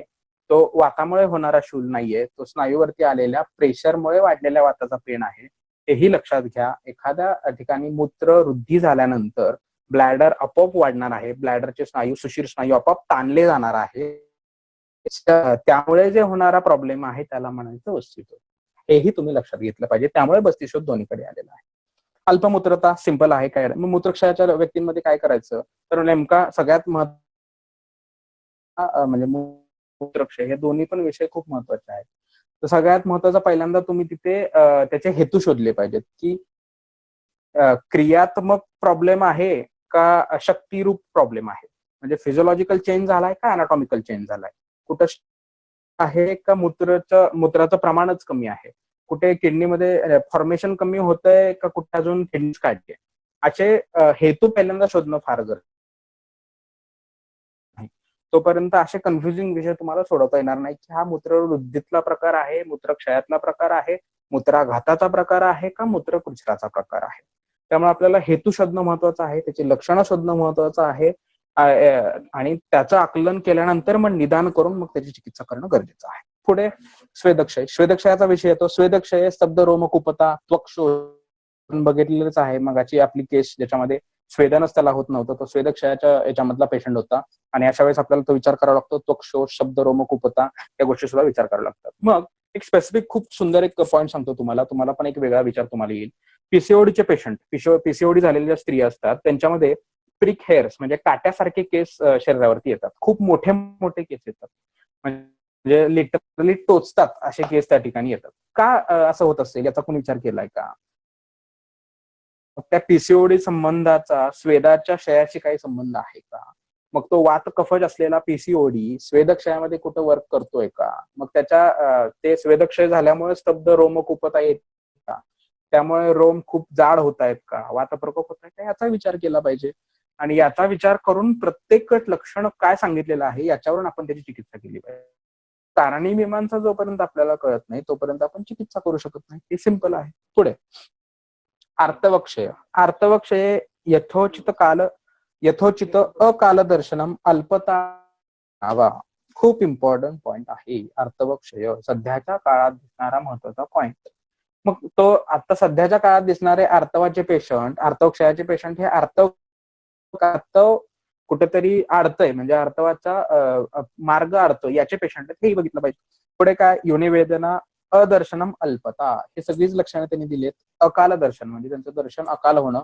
काही जणांना 2 महिन्यांनी येतात, काही जणांना 3 महिन्यांनी येतात. त्याही ठिकाणी आपल्याला विचार केला पाहिजे, तो म्हणजे सगळ्यात पहिल्यांदा हेतूंचा. कुठल्या दोषामुळे ते प्रॉब्लेम झालेला असेल. पित्त आणि रक्ताचा विचार, आर्तवाचा विचार करताना कधीही सोडायचा नाही. पित्त आणि रक्ताचं स्थान काय आहे हे पहिल्यांदा बघायचं, वात आणि कफाचं स्थान काय आहे हे बघायचं आणि मग चिकित्सा सुरू करायची. काही ठिकाणी वाटेमध्ये अडथळा आर्तव नीट दर्शन होत नाही, काही ठिकाणी आर्तवाचा निर्मितीच चुकीची झाल्यामुळे पण प्रॉब्लेम होऊ शकतात. त्यामुळे त्याची पॅथॉलॉजी काय आहे, त्याच्या मागचं संप्राप्ती काय आहे आणि त्या संप्राप्तीचा भंग कसा करायचा आहे. मग त्यासाठी तीक्ष्ण द्रव्य वापरायचे आहेत, उष्ण द्रव्य वापरायचे आहेत, भेदक द्रव्य वापरायचे आहेत का शीतद्रव्य वापरायचे आहेत. अरजस्काय योनिव्यापद, जसं की त्याच्यामध्ये रजप्रवृत्तीच होत नाही, पण या ठिकाणी आपल्याला असा विचार करून चालणार नाही की रजप्रवृत्ती होत नाही याचा अर्थ आपण चला लगेच तीक्ष्ण उष्ण भेदन फुल एकदम मारा करा, लगेच होऊन जाईल अर्थप्रवृत्ती, असंही करण्याची गरज नाही. त्या ठिकाणी दोषांचा विचार केला पाहिजे. पित्त रक्ताची वृद्धी झाली असू शकते, त्यावेळेस शीत. त्यामुळे प्रत्येक गोष्टीची संप्राप्ती लक्षात घेणं गरजेचं आहे आणि त्यानंतर त्याची लक्षणं बघणं गरजेचं आहे. पुढे तत्र संशोधनम आग्नेयानांच्या द्रव्यांना विधिवत उपयोग. हा शेवटचा शब्द फार महत्वाचा आहे, विधिवत उपयोग. विधिवत उपयोगा म्हणजे ज्या ठिकाणी जी गरज असणं ते करणं. वाग्भट खूप हुशार आहेत त्या बाबतीत. काय सांगितलं त्यांनी, वाग्भट सूत्रस्थान अध्याय 12 काय सांगितलं त्यांनी, दुष्यम देशम बलम कालम अनलम प्रकृतीम वयः सत्वम सात्वम तथाहारम. शेवटचा मास्टर स्ट्रोक काय, अवस्थाश्च पृथग्विधा. हे मी सगळं सांगितलंय, तुम्हाला सगळं सांगितलंय, दृश्य सांगितलंय, देश सांगितलंय, दृश्यम देशम बलम कालम मानलम प्रकृती वया, सगळं सांगितलंय. आणि शेवटी काय म्हटलं, अवस्थाचे प्रत्यय. हे सगळं करून तुमच्या समोर काय अवस्थाश्च पृथग्विदा, जसं आपल्या धार्मिक ग्रंथांमध्ये बऱ्याच ठिकाणी सांगितलंय, हे करा, ते करा, असं करा, तसं करा, ह्याला कुंकू लावा, ह्याला टोपी घाला, ह्याला आहेर करा, बरंच काय काय सांगितलंय. आणि शेवटी त्यांनी काय सांगितलंय, अवस्थाश्च पृथग्विदा, तुमची जशी अवस्था असेल त्या ठिकाणी तुम्हाला तशी वागणूक मिळाली पाहिजे, तशी वागणूक तुम्ही त्या रोग्याला दिली पाहिजे आणि त्या व्याधीसोबत केली पाहिजे. आलं लक्षात? त्यामुळं आपले ग्रंथकर्ते शेवटी खूप छान वाक्य टाकतात, विधिवत उपयोग, हा विधीप्रमाणे त्याचा योग्य उपयोग करा. माझं म्हणणं असं आहे की संशोधन करा, आग्नेय द्रव्य वापरा, द्रव्य उपयोग करा, असं त्यांनी सांगून टाकलं. स्तन्यक्षय, स्तनयोर म्लानता, स्तन्य असंभव अल्पता. स्तन्यक्षयामध्ये पण परत स्तन या अवयवाला, ज्याचा जो आशय आहे या अवयवाला प्रॉब्लेम होतात, म्लानता येते, स्तन्य असंभव, स्तन्य कमी होतो. याची चिकित्सा म्हणजे स्तन्यक्षयाबद्दल बोलायचं असेल तर याची चिकित्सा तुम्हाला चरक चिकित्सा 30 योनी व्यापद अध्याय, याच्यामध्ये तुम्हाला जास्त चांगलं ते वाचायला मिळेल. इथं मी तुम्हाला थोडक्यात सांगतो, कारण स्तन्यक्षयाचे पेशंट जास्त तुमच्याकडे अजून मी तरी जास्त पाहिलेले नाहीयेत, पाहिलेले असतील तेव्हा मी तुम्हाला तो अनुभव शेअर करेन. पुढे श्लेष्म वर्धन द्रव्य वापरायचे स्तन्यक्षयामध्ये. गर्भक्षये, गर्भस्पंदनम, अनुन्नत कुक्षी, म्हणजे गर्भाचा क्षय झाला किंवा लो बर्थ वेट सारखे प्रॉब्लेम असतील तर त्या ठिकाणी गर्भस्पंदन एकतर वीक असतं आणि कुक्षी जी आहे म्हणजे पोट जे त्या वीकला तो जो आकार असला पाहिजे तो येत नाही, कुक्षी अनुन्नत राहते. तर अशा वेळेस एक खूप सुंदर पॉईंट तिथं आलाय, मेध्य अन्न द्यायला सांगितलंय. खूप खूप म्हणजे खूप छान पॉईंट आहे. मेध्य अन्न का द्यायला सांगितलं असेल, गर्भक्षयामध्ये मेध्य अन्न का दिलंय, काय संबंध काय मेध्य अन्नाचा, विचार केला पाहिजे की नाही. मेध्य अन्नाने त्याचा उपयोग काय होणार आहे, तर या ठिकाणी गर्भाच्या बुद्धीवरती प्रयत्न करणाऱ्या गोष्टी वापरल्या जातात मेध्य अन्नाच्या माध्यमातून. त्यामुळे हे मेध्य अन्न घेणं गरजेचं आहे. आणि सगळी मेध्य अन्न मोस्ट ऑफ द मेध्य अन्न ही बृहण करणारी सुद्धा आहेत, म्हणून गर्भक्षयामध्ये सांगितलंय. तोही विचार आपण केला पाहिजे. पुढे आता वृद्धीची लक्षणं, आपल्याकडे टाइम संपत आलाय. केदार अजून ते बोलू शकतो, मला वाटतं आपण 11:30 सुरू केलंय. चालेल ना सर, तुम्ही कंटिन्यू करा, काही प्रॉब्लेम नाहीये. सगळे आपलं ऐकण्यासाठी थांबले. मुलं सकाळपासून लेक्चर ऐकतायत ना, मुलं म्हणतील अरे काय चाललंय. मुलांना तुम्हीच सांगा, अजून कंटिन्यू करू ना, कारण राहिलेला तर आपण एक 20 मिनिटं तरी कंटिन्यू करू. मुलांना तुम्हीच मला मेसेज करून कळवा, घेतलं पाहिजे का.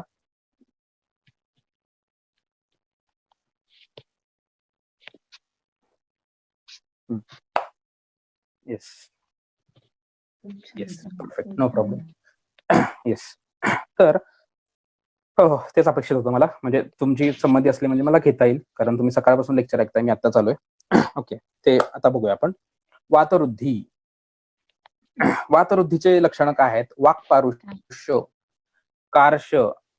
कोणाचं तरी माईक चालू आहे, प्लीज तो बंद करा. कोणाचं तर माईक चालू आहे.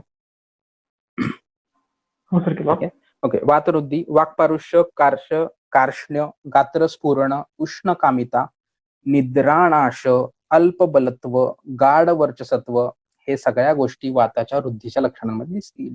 वाक्पारुष्य दिसेल, कार्श दिसेल, कार्ष्ण्य दिसेल, या सगळ्या गोष्टी दिसणार आहेत. फार इम्पॉर्टंट आहे.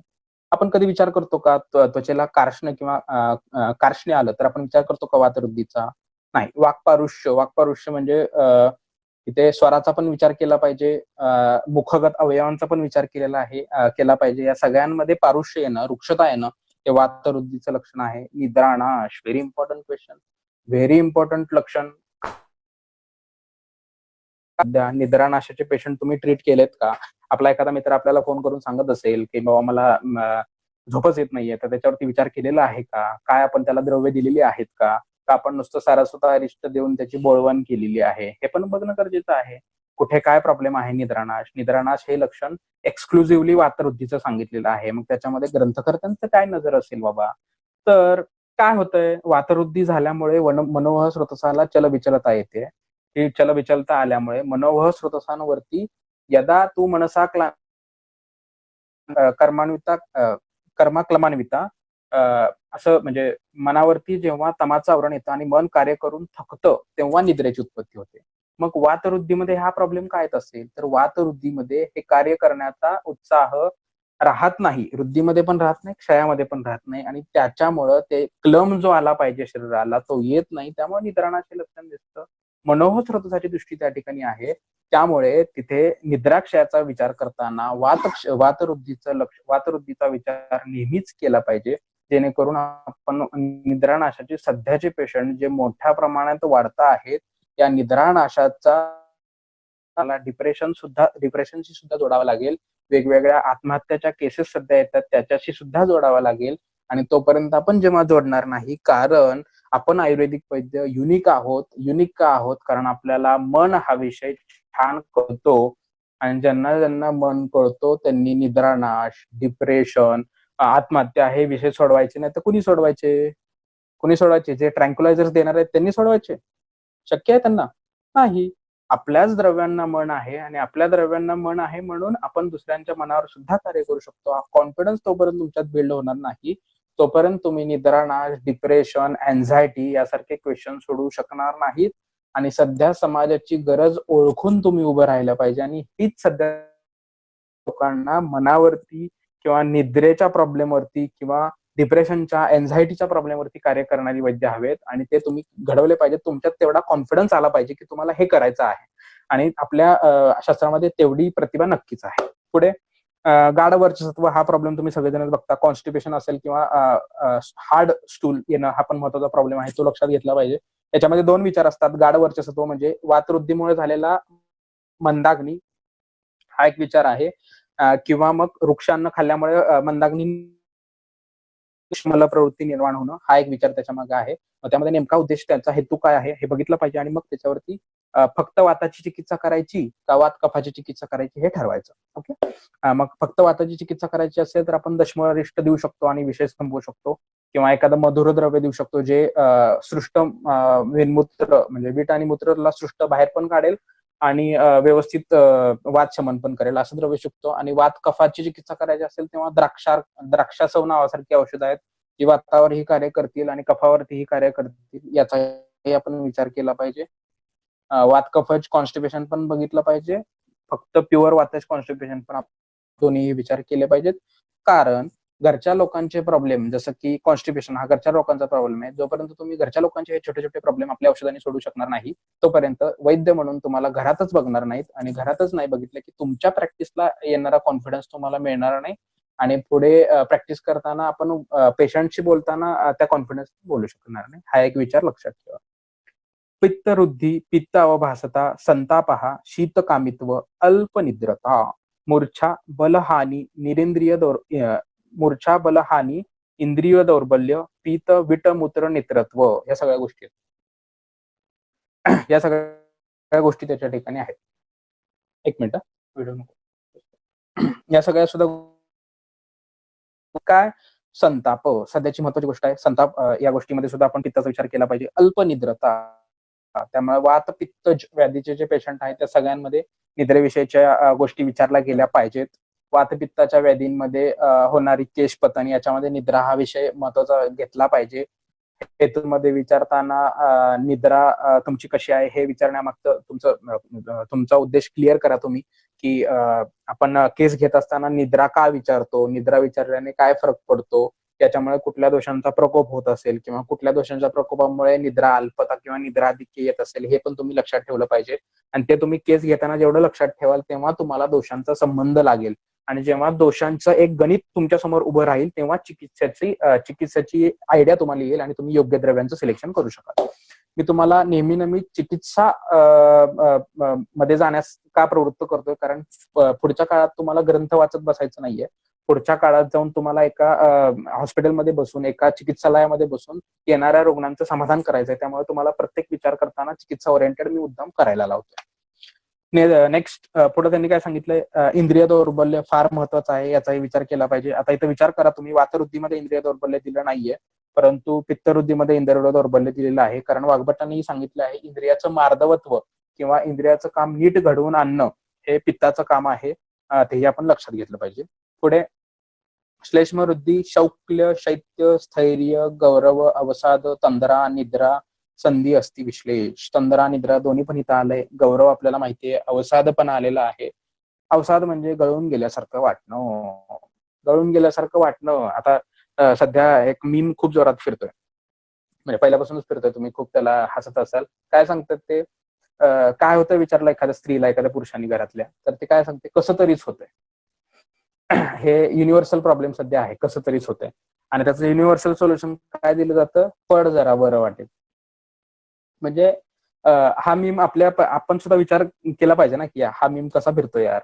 तर असंच प्रॉब्लेम आहे सध्या. काय होतंय, तुला गळून गेल्यासारखं वाटतंय. मग आपण या गळून गेल्यासारखं वाटतंय या व्याधीमध्ये मला म्हणजे अपेक्षाच नाही की कुणी याच्यामध्ये श्लेष्मवृद्धीचा विचार केला असेल. कारण आपण नेहमी गळून गेल्यासारखं वाटतंय, शक्ती नाहीये असं म्हणलं की आपल्याकडे नेहमी वात वात वात वात याचाच विचार येतो. परंतु हे लक्षण श्लेष्मवृद्धीमध्ये आलंय. अवसाद हे लक्षण श्लेष्मवृद्धीमध्ये आहे, हे लक्षात घ्या. आणि हे लक्षात घेतलं तरच तुम्हाला योग्य द्रव्यांची निवड करता येईल, आणि योग्य द्रव्यांची निवड केली तर तुम्हाला योग्य चिकित्सा करता येईल. पुढं हृदय उत्क्लेद. आता रसाच्या वृद्धीची लक्षणं बघूया. हृदय उत्क्लेद, प्रसेक दोनच दिले त्यांनी, पण आपल्याला बरेच दिसतात. रसवृद्धीची लक्षणं खूप आहेत, भरपूर आहेत, तुम्हाला आजकाल दिसत पण असतील. रसवृद्धी, रसदुष्टी हे दोन वेगवेगळ्या गोष्टी आहेत. रसवृद्धीमध्ये काय होणार आहे, वेगवेगळी लक्षणं दिसणार आहेत, जसं की हृदय उत्क्लेद आणि प्रसेक हे दोनच त्या ठिकाणी दिले. आता रसवृद्धीचे अजून काय काय लक्षणं दिसले तर तुम्हाला रहल्लास असेल, अरुची असेल, अविपाक असेल, आता प्रसेक तर यांनी दिलेलंच आहे, छर्दी असेल, अशी बरेच लक्षणं आपल्याला दिसणार आहेत. त्यामुळे रसवृद्धीचा विचार काही ठिकाणी केला पाहिजे. बरेच स्किन डिसऑर्डर आहेत, कारण स्किनचं वर्णन सुश्रुतांनीच सुश्रुत 4 मध्ये स्वतःहून सांगितलंय. शिरस्यैव संतानिका असं सांगितलं. याचाच अर्थ दूध उकळल्यानंतर ज्याप्रमाणे त्याच्यावर साय येते, त्याप्रमाणे शरीरामध्ये आहार रसाचं अग्नीद्वारे पाचन होऊन येणारा जो काही सार भाग आहे त्याला त्वचा म्हणतात. याचाच अर्थ रसधातूचा विचार स्किन मध्ये करणं फार गरजेचं आहे. जेव्हा केव्हा तुम्ही सुश्रुत शारीरस्थान अध्याय नंबर 4 घेणार आहात, जे कोणी तुम्ही घेणार असाल त्यांच्याकडून हे नक्की शिकून घ्या. तेव्हा सुद्धा आपण हे शिकू शकतो की शिरस्सी व संतानिका कसं सांगितलंय, आणि त्वचेची नेमकी उत्पत्ती कशी झाली आहे, आणि त्याच्यामध्ये रसाचा विचार का महत्वाचा आहे, किंवा आजपर्यंत पडलेला प्रश्न रससार इज इक्वल टू त्वकसार असं का म्हटलं जातं, तर हेही आपण लक्षात घेतलं पाहिजे की शिरस्सी व संतानिका न्याय आहे त्याचा. याचा अर्थ शरीरातील आहार रस मोठ्या प्रमाणात पचन झाल्यानंतर अग्नीकडून येणारा सार भाग म्हणजे त्वचा आहे, हे लक्षात घ्या. ओके. त्यामुळे most of the skin disorders मध्ये रसधातूचा विचार आणि रक्तधातूचा विचार फार महत्वाचा आहे. पुढे रक्तांगशिता शिरापूर्णत्व. रक्त अक्ष होतात म्हणजे डोळे रक्तज होतात, आणि रक्तवृद्धीची लक्षणं वाग्भटांनी पण सुंदर दिली, तीही वाचून घ्या. मांस, स्पिक, गंड, ओष्ठ, उपस्थ, उरु, बाहू, जंघा, रुद्धी आणि गुरुगात्रता. गुरुगात्रता आपण वाचलेलंच आहे.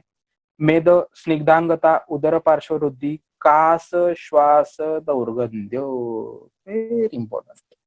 कास श्वास एवढे मोठे व्याधी या राजा माणसाच्या वृद्धीमध्ये कसं काय आले? कास श्वास एवढे मोठे व्याधी मेदवृद्धीच्या लक्षणामध्ये कसं काय आले, हा प्रश्न तुम्हाला पडत असेल. का आले असतील कास आणि श्वास? त्यामुळे मेदाला राजा म्हणलं असेल का, की एवढे भयंकर व्याधी तो निर्माण करू शकतो, आणि तो नीट असला की सगळं नीट असू शकतं. त्यामुळे हे लक्षात घेणं गरजेचं आहे की मेद काय करतो. मेद काय करतोय, तर ही स्नेह परंपरा चालू ठेवण्याचं कार्य मेद करतोय. त्यामुळं जेव्हा मेद जास्त होईल तेव्हा कास श्वासी लक्षणं दिसणार आहेत. कारण का, मेद वाढला, मेदामध्ये स्नेह अक्युमुलेट झाला तर स्रोतांमध्ये अवरोध येऊ शकतो. स्रोतांमध्ये अवरोध झाल्यामुळे वायूचा प्रकोप होऊ शकतो. वायूचा प्रकोप झाल्यामुळं एकात्मिक वायूचे जे व्याधी आहेत, जसं की कास आणि श्वास, तुम्हाला दिसू शकतात. हेही लक्षात घेणं गरजेचं आहे. त्यानंतर अस्थिअध्यस्तरी दंतांश, अस्थिचं माहितीच आपल्याला, अस्थि वाढल्यानंतर आदिदंत वगैरे या गोष्टी सांगितलेल्या आहेत, त्याही लक्षात घेणं गरजेचं आहे. मज्जा, सर्वांग, नेत्रगौरव. सर्वांग गौरव आणि नेत्रगौरव हे दोन्ही लक्षणं मज्जा वृद्धीच्या लक्षणामध्ये दिसतात. आणि शुक्रम, शुक्राश्मरी, शुक्राच्या लक्षणामध्ये शुक्राश्मरी दिसतं. मी तुम्हाला आता एक्सरसाइज देतो, याच्यामध्ये तुम्ही सुश्रुतांनी तर सगळी वृद्धीची लक्षणं दिलेलीच आहेत, त्यात काही शंकाच नाही. ही सोडून तुम्हाला व्यवहारात कुठली कुठली बघायला मिळाली धातूंची वृद्धीची लक्षणं, किंवा तुम्हाला कुठली वाटली की बाबा हा रसाचा वृद्धीचा पेशंट वाटतोय, हा समजा कुठल्या अस्थिच्या वृद्धीचा पेशंट वाटतोय, तर असं ज्या ज्या ठिकाणी तुम्हाला वाटलं ते तुम्ही लिहून काढा. कारण का, आपण इंटर्नशिप करतो म्हणजे काय करतो, तर आपण इंटर्नशिप करतो म्हणजे औषध ॲलोपॅथीची देतो, पण आपली नजर आयुर्वेदाची पाहिजे. आपले निदान, आपली निरीक्षण, कारण तुम्हाला आयुर्वेदाच्या कॉलेजेसमध्ये 60-70 किंवा 300 लोकांची ओपीडी रोज मिळणार नाही, तेवढं निरीक्षण तुम्हाला करायला मिळणार नाही. परंतु इंटर्नशिपच्या काळामध्ये जेव्हा आरएचला किंवा पीएचसीला जाल, तेव्हा तुम्हाला 300-300 लोकांची ओपीडी एकट्याला हँडल करावी लागेल. तेव्हा मात्र तुम्हाला ऑब्झर्वेशन स्किलला खूप महत्व आहे, आणि तेव्हा तुम्ही ऑब्झर्वेशन आपल्या आयुर्वेदाच्या दृष्टीने कराल तर तुमची ज्ञान संग्रह खूप मोठ्या प्रमाणात होईल. संग्रह आयुर्वेदाच्या दृष्टीने करायचा, औषधं वाटलं त्यांची ॲलोपॅथीची आहेत ना तर ॲलोपॅथीची तर द्या, नो प्रॉब्लेम. परंतु आपला ज्ञानसंग्रह आयुर्वेदाच्या दृष्टीने वाढवत राहायचं. वेगवेगळ्या धातूंची लक्षणं, दोषांची लक्षणं त्या पेशंटमध्ये बघत राहायची. प्रत्येकाने एक अवयव पकडायचा. एकाने फक्त जीभच बघणार म्हणून ठरवायचं, एकाने फक्त नाकच बघायचं, एकाने फक्त संधी परीक्षण करायचं, एकाने फक्त पायच बघायचे, एकाने फक्त त्याचे हेअर्सच बघायचे. असं जेव्हा आपण एखाद्या कॅम्पमध्ये गेल्यावरती, एखाद्या आरएचपीएचसीला गेल्यावरती ठरवतो, तेव्हा आपल्याला ज्ञानाची वृद्धी आपल्या होते आणि आपल्याला कळतं की ऑब्झर्वेशन किती महत्वाचं आहे. आणि जेव्हा जेव्हा ऑब्झर्वेशन तुम्ही कराल तेव्हा ते जास्त तुम्हाला चांगलं ज्ञान मिळेल, कारण पुस्तक बंद करून शिकण्याच्या शास्त्रामध्ये आपण आहोत. त्यानंतर पुढं पुरुष, मूत्र आणि स्वेद, परत त्याच गोष्टी येत आहेत. स्वेदामध्ये दौर्गंध्य हा विषय आहे, मूत्रामध्ये मुहुर्मुहुर, मृत प्रवृत्ती, बस्ती, तोद, आदमान या गोष्टी आहेत. पुरुषामध्ये आटोप आहे, कुक्षिशूल आहे, या गोष्टी परत परत येत आहेत, त्या आपण मगाशी चर्चा केलेल्याच आहेत. आर्तवामध्ये फार इम्पॉर्टंट पॉइंट आहे, आर्तवाच्या वृद्धीमध्ये अंगमर्द हा फार महत्वाचा विषय आलेला आहे.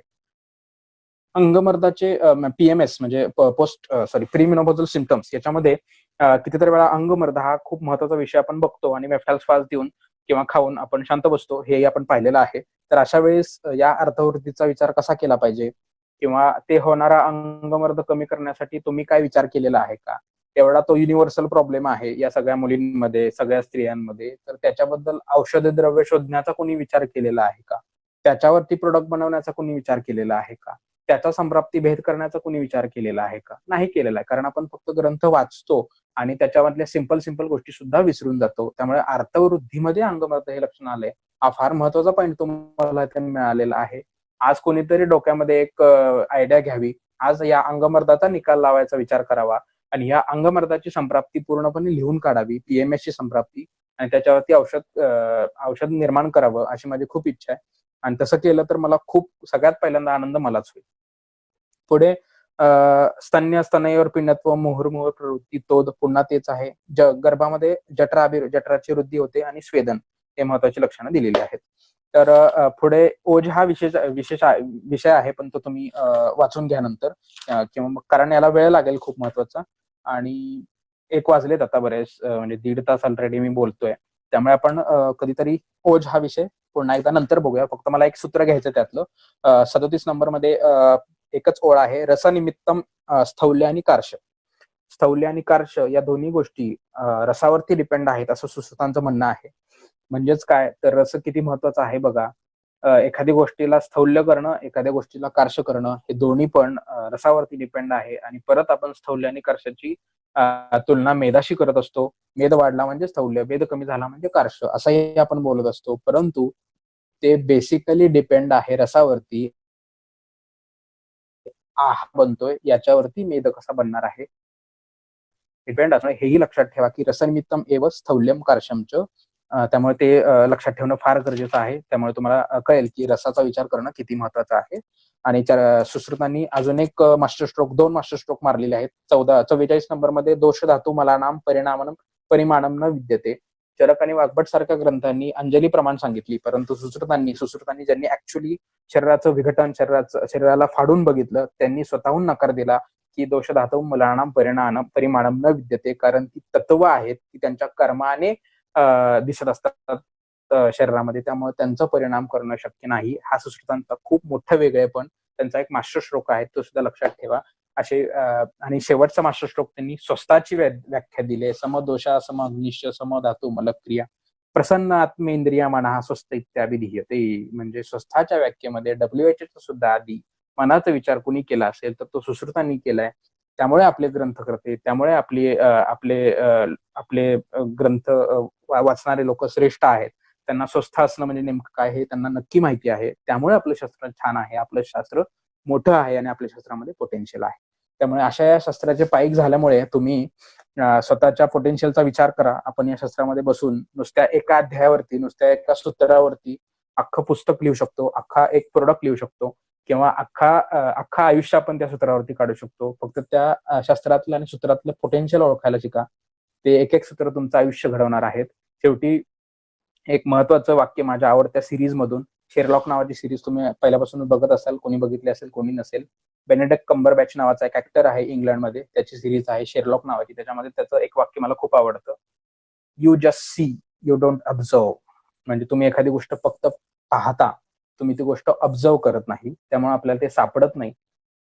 तुम्ही जेव्हा एखादी गोष्ट पाहायचं सोडून ती ऑब्झर्व करायला लागाल, तेव्हा तुम्हाला बरीच त्यातून वेगवेगळ्या गोष्टी, इनपुट्स मिळायला लागतील. आणि ती इनपुट्स तुम्ही तुमच्या शस्त्राच्या वृद्धीकरती वापरली, तुम्हाला खूप चांगला फायदा होईल. आणि आयुर्वेद काय आहे ते खऱ्या अर्थाने कळेल, आणि ते बोर होण्याऐवजी अरे वा किती भारी आहे असं वाटायला लागेल. ओके, त्यामुळे एक मनामध्ये एक धुंदी घेऊन प्रयत्न सुरू करा, ग्रंथांना समजून घ्यायचा प्रयत्न करा, विचारांचा मोक्ष प्राप्त करा, भूतकाळातल्या गोष्टींचा जास्त विचार करू नका, जेव्हा जाग आली तेव्हा पहाट, अशा पद्धतीच्या गोष्टी लक्षात ठेवा आणि तुमचे आयुष्य समृद्ध करा. कारण आपल्या शहरामध्ये आयुष्य समृद्ध करण्यासाठी खूप पोटेन्शियल आहे. आपण सर्वांनी इथे येऊन माझं हे व्याख्यान ऐकल्याबद्दल खूप खूप धन्यवाद. आणि सगळ्यात महत्वाचं, तुमच्या ग्रुपमध्ये जे पोटेन्शियल आहे, केदार, प्रणय, मृदुला, रोशन, या सगळ्यांनी जे केलंय एवढा मोठा हा ग्रुप, त्यांचं खरंच कौतुक आहे. हारून, सगळेच तुम्ही खूप छान आहात. पहिल्यापासूनच तुमच्या ऍक्टिव्हिटीज मला आवडतात आणि तुम्ही हा ग्रुप तयार करून खूप मुलांच्या आयुष्यावरती परिणाम केलेत. त्यामुळे फार छान तुमचा उपक्रम आहे. त्यासाठी तुम्हाला पुढच्या शुभेच्छा. आणि अजूनही काही शंका असतील तर त्या ग्रुपवरती विचारा, नंतर मला ते प्रश्न पोचवा. माझा केदार, तू फक्त तुमच्या ग्रुपमध्ये माझा कॉन्टॅक्ट नंबर सुद्धा टाकशील, जेणेकरून मला त्यांच्या शंका पर्सनली विचारू शकतील, कोण असेल ते. आणि तुमच्या हाकेला नेहमीच मी तयार असेलच. केदार, तुझा तर मला पहिल्यापासूनच अभिमान वाटतो. तो खूप चांगली कार्य करतो. मी नेहमीच तुला सांगत असतो की एवढं चांगलं करतोस तू, तुझ्यामध्ये खूप पोटेन्शियल आहे. तर असंच करत राहा. तुमच्या सगळ्या ग्रुपला शुभेच्छा. असंच छान वाचन करत राहा, शास्त्राने समृद्ध व्हा. आणि आयुष्यवेदा आयुर्वेद हा आयुष्य जगण्याचं शास्त्र असलेला आयुर्वेदा ही व्याख्या समजून घ्या, म्हणजे आनंदी आयुष्य जगू शकता तुम्ही. धन्यवाद. धन्यवाद सर, धन्यवाद सर. तर तुम्ही जवळपास 2 तास सलग आम्हाला इतकं सुंदर एक एक सूत्राची फोड करून त्याचा प्रॅक्टिकल अप्रोच, त्यामध्ये आपण व्यवहार कसं बघितला पाहिजे, इतकं सुंदर तुम्ही आम्हाला सगळ्यांना एक्सप्लेनेशन केलं. जवळपास 1 ते 1.5 तास 100च्या वर कॅपॅसिटी जात होती सर, आणि मला ऍडमिट करायला प्रॉब्लेम येत होता की म्हणजे माझं हँग ओव्हर होतं सारखं तिथं तुम्ही छान सांगत होते. आणि सर तुम्ही जे सांगितलं त्याच्यात मला एकच वाक्य फक्त सांगावंच वाटतं, शेरलॉक होम्स मधलंच आहे ते, the eyes can only see which your mind know, असं त्याच्यात आहे वाक्य. म्हणजे तुमचे डोळे तेच बघू शकतात जे तुमच्या मेंदूला माहिती आहे. म्हणून जे तुम्ही सेक्युलर आम्हाला सांगितलं सगळं, हे जर आपल्याला माहित असेल तरच आपण सगळं पेशंट मध्ये बघायचा प्रयत्न करू. मला वाटतं की तर तुम्ही खूप सुंदर असं व्याख्यान दिलंय. आणि जर असं अजूनही कोणाला जर शंका असतील, क्वेश्चन असतील तर आत्ताही विचारू शकतात. थोडा वेळ आपण 1-5 मिनिटं घेऊ सरांकडून. आणि नसेल तर आपण बाकीचं कोणाला अजून वेगळं विचारायचं तर सरांना पर्सनल विचारा, आपण ग्रुपवर शेअर करा. आपण नक्कीच सरांना, आणि याच्या पुढे सर नक्कीच सर आम्हाला थोडासा अजून वेळ द्याल तुम्ही, नक्कीच दुसऱ्या दिवशी आम्ही तुम्हाला तुमच्या हाकेला तयार आहे केदार सर. सर नक्कीच सर, चालेल. ठीक आहे, कोणाला अजून विचारायचं आहे क्वेश्चन तर आपण 5 मिनिटं घेऊया सरांसाठी. येस, माईक ऑन करून विचारू शकता तुम्ही. साई, आमच्या गुरुकुलचे बरेच बंधू आलेत आमचे सगळे इथे. रोहन दिसतोय, साई दिसतोय, रोशन दिसतोय, मृणाली दिसतेय, प्रियंका दिसतेय, ध्वनी दिसतेय. ओके, छान, खूप छान वाटलं सर. आपल्या संहिता, जे प्राचीन संहिता गुरुकुल आहे त्याचीच प्रेरणा घेऊन आम्ही हा ग्रुप आणि हे सगळं वाचन चक्र सुरू केलंय. आज जवळपास 101 दिवस झाले. मी सलग यामध्ये दररोज 2 ते 3 तास सगळेजण वेळ काढतात. आणि मावा कुलटकर सरांचा आशीर्वाद आणि आपल्यासारखं गुरुवरांचं मार्गदर्शन, त्याच्यामुळे हे फक्त सलग सुरू आहे. त्यामुळे तुम्ही असंच आम्हाला मध्ये मध्ये मार्गदर्शन करायला येत राहा नक्की. नक्की केदार, नक्की. बाकी कोणाची काही शंका असेल तर एकदा विचारा. तुम्हाला काय बोलायचं असेल तर बोला केदार. हा, बोलायचं असेल तर बोला, किंवा हारून कुठे आहे?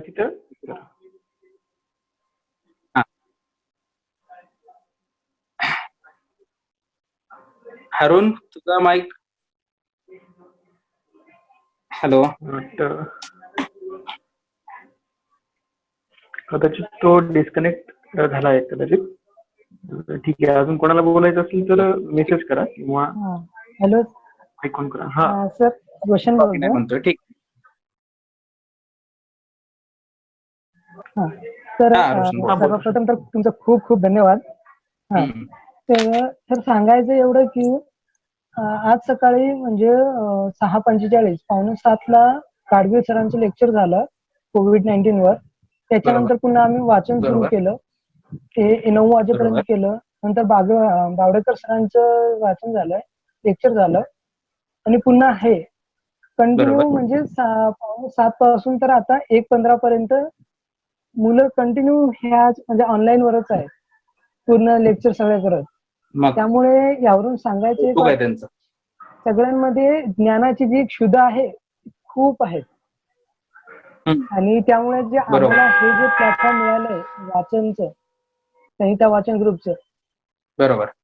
तर त्याचं एक म्हणजे फ्रेमवर्क मिळालंय की त्यामध्ये आम्ही काय घेऊ शकतो पुढे. खूप आणि खूप छान त्याचं उपक्रम केलाय. हा बोल. ओके, काय नाही, ठीक आहे, एवढंच बोलायचं. चालेल चालेल केदार, चालेल सर. शारीर हा सर. शारीर 4 वर शक्य असेल तर मी घेऊ शकतो. त्याच्यामध्ये कला, त्वचा, प्रकृती यांचा उल्लेख आहे. तीही आपण कन्सेप्ट घेऊ शकू. ओके, जेव्हा तुला सुश्रुत शारीर स्थान सुरू होईल तेव्हा आयडिया देखील जेणेकरून सगळ्यांसमोर येऊ शकतो. ओके.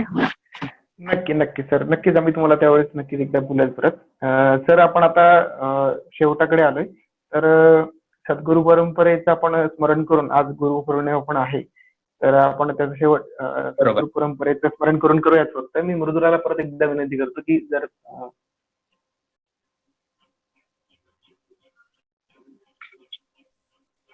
हॅलो. ओके. बोलू. ब्रह्मानन्दं परमसुखदं केवलं ध्यानमूर्तिं द्वन्द्वातीतं गगनसदृशं तत्त्वमस्याधिलक्ष्यम् एकं नित्यं विमलमचलं सर्वधी साक्षिभूतं भावातीतं त्रिगुणरहितं सद्गुरुं तं नमामि. गुरुर्ब्रह्मा गुरुर्विष्णु गुरुर्देवो महेश्वरः गुरुः साक्षात् परब्रह्म तस्मै श्री गुरवे नमः. अखण्डमण्डलाकारं व्याप्तं येन चराचरं तत्पदं दर्शितं येन तस्मै श्री गुरवे नमः. प्रह्लाद नारद पाराशर पुण्डरीक व्यासाम्बरीश शुक शौनक भीष्मदालभ्यां रुक्माङ्गदार्जुन वसिष्ठ विभीषणादिमान् पुण्यानिमान् परम भागवतां स्मरामि. आदिनाथं च मच्छिन्द्रं गोरक्षङ्गहिनीं तथा निवृत्तिं ध्यानदेवाय देवचूडामणे नमः. अखण्डानन्दरूपाय समज्ञानप्रदायिने भवभ्रान्तिर्विनाशाय श्रीगुण्डाख्य रामचन्द्र महादेव रामचन्द्र श्री सद्गुरु विश्वनाथाय श्री सद्गुरु गोविन्दनाथाय श्री सद्गुरु माधवनाथाय नमः. श्री सद्गुरु आनन्दनाथाय नमः.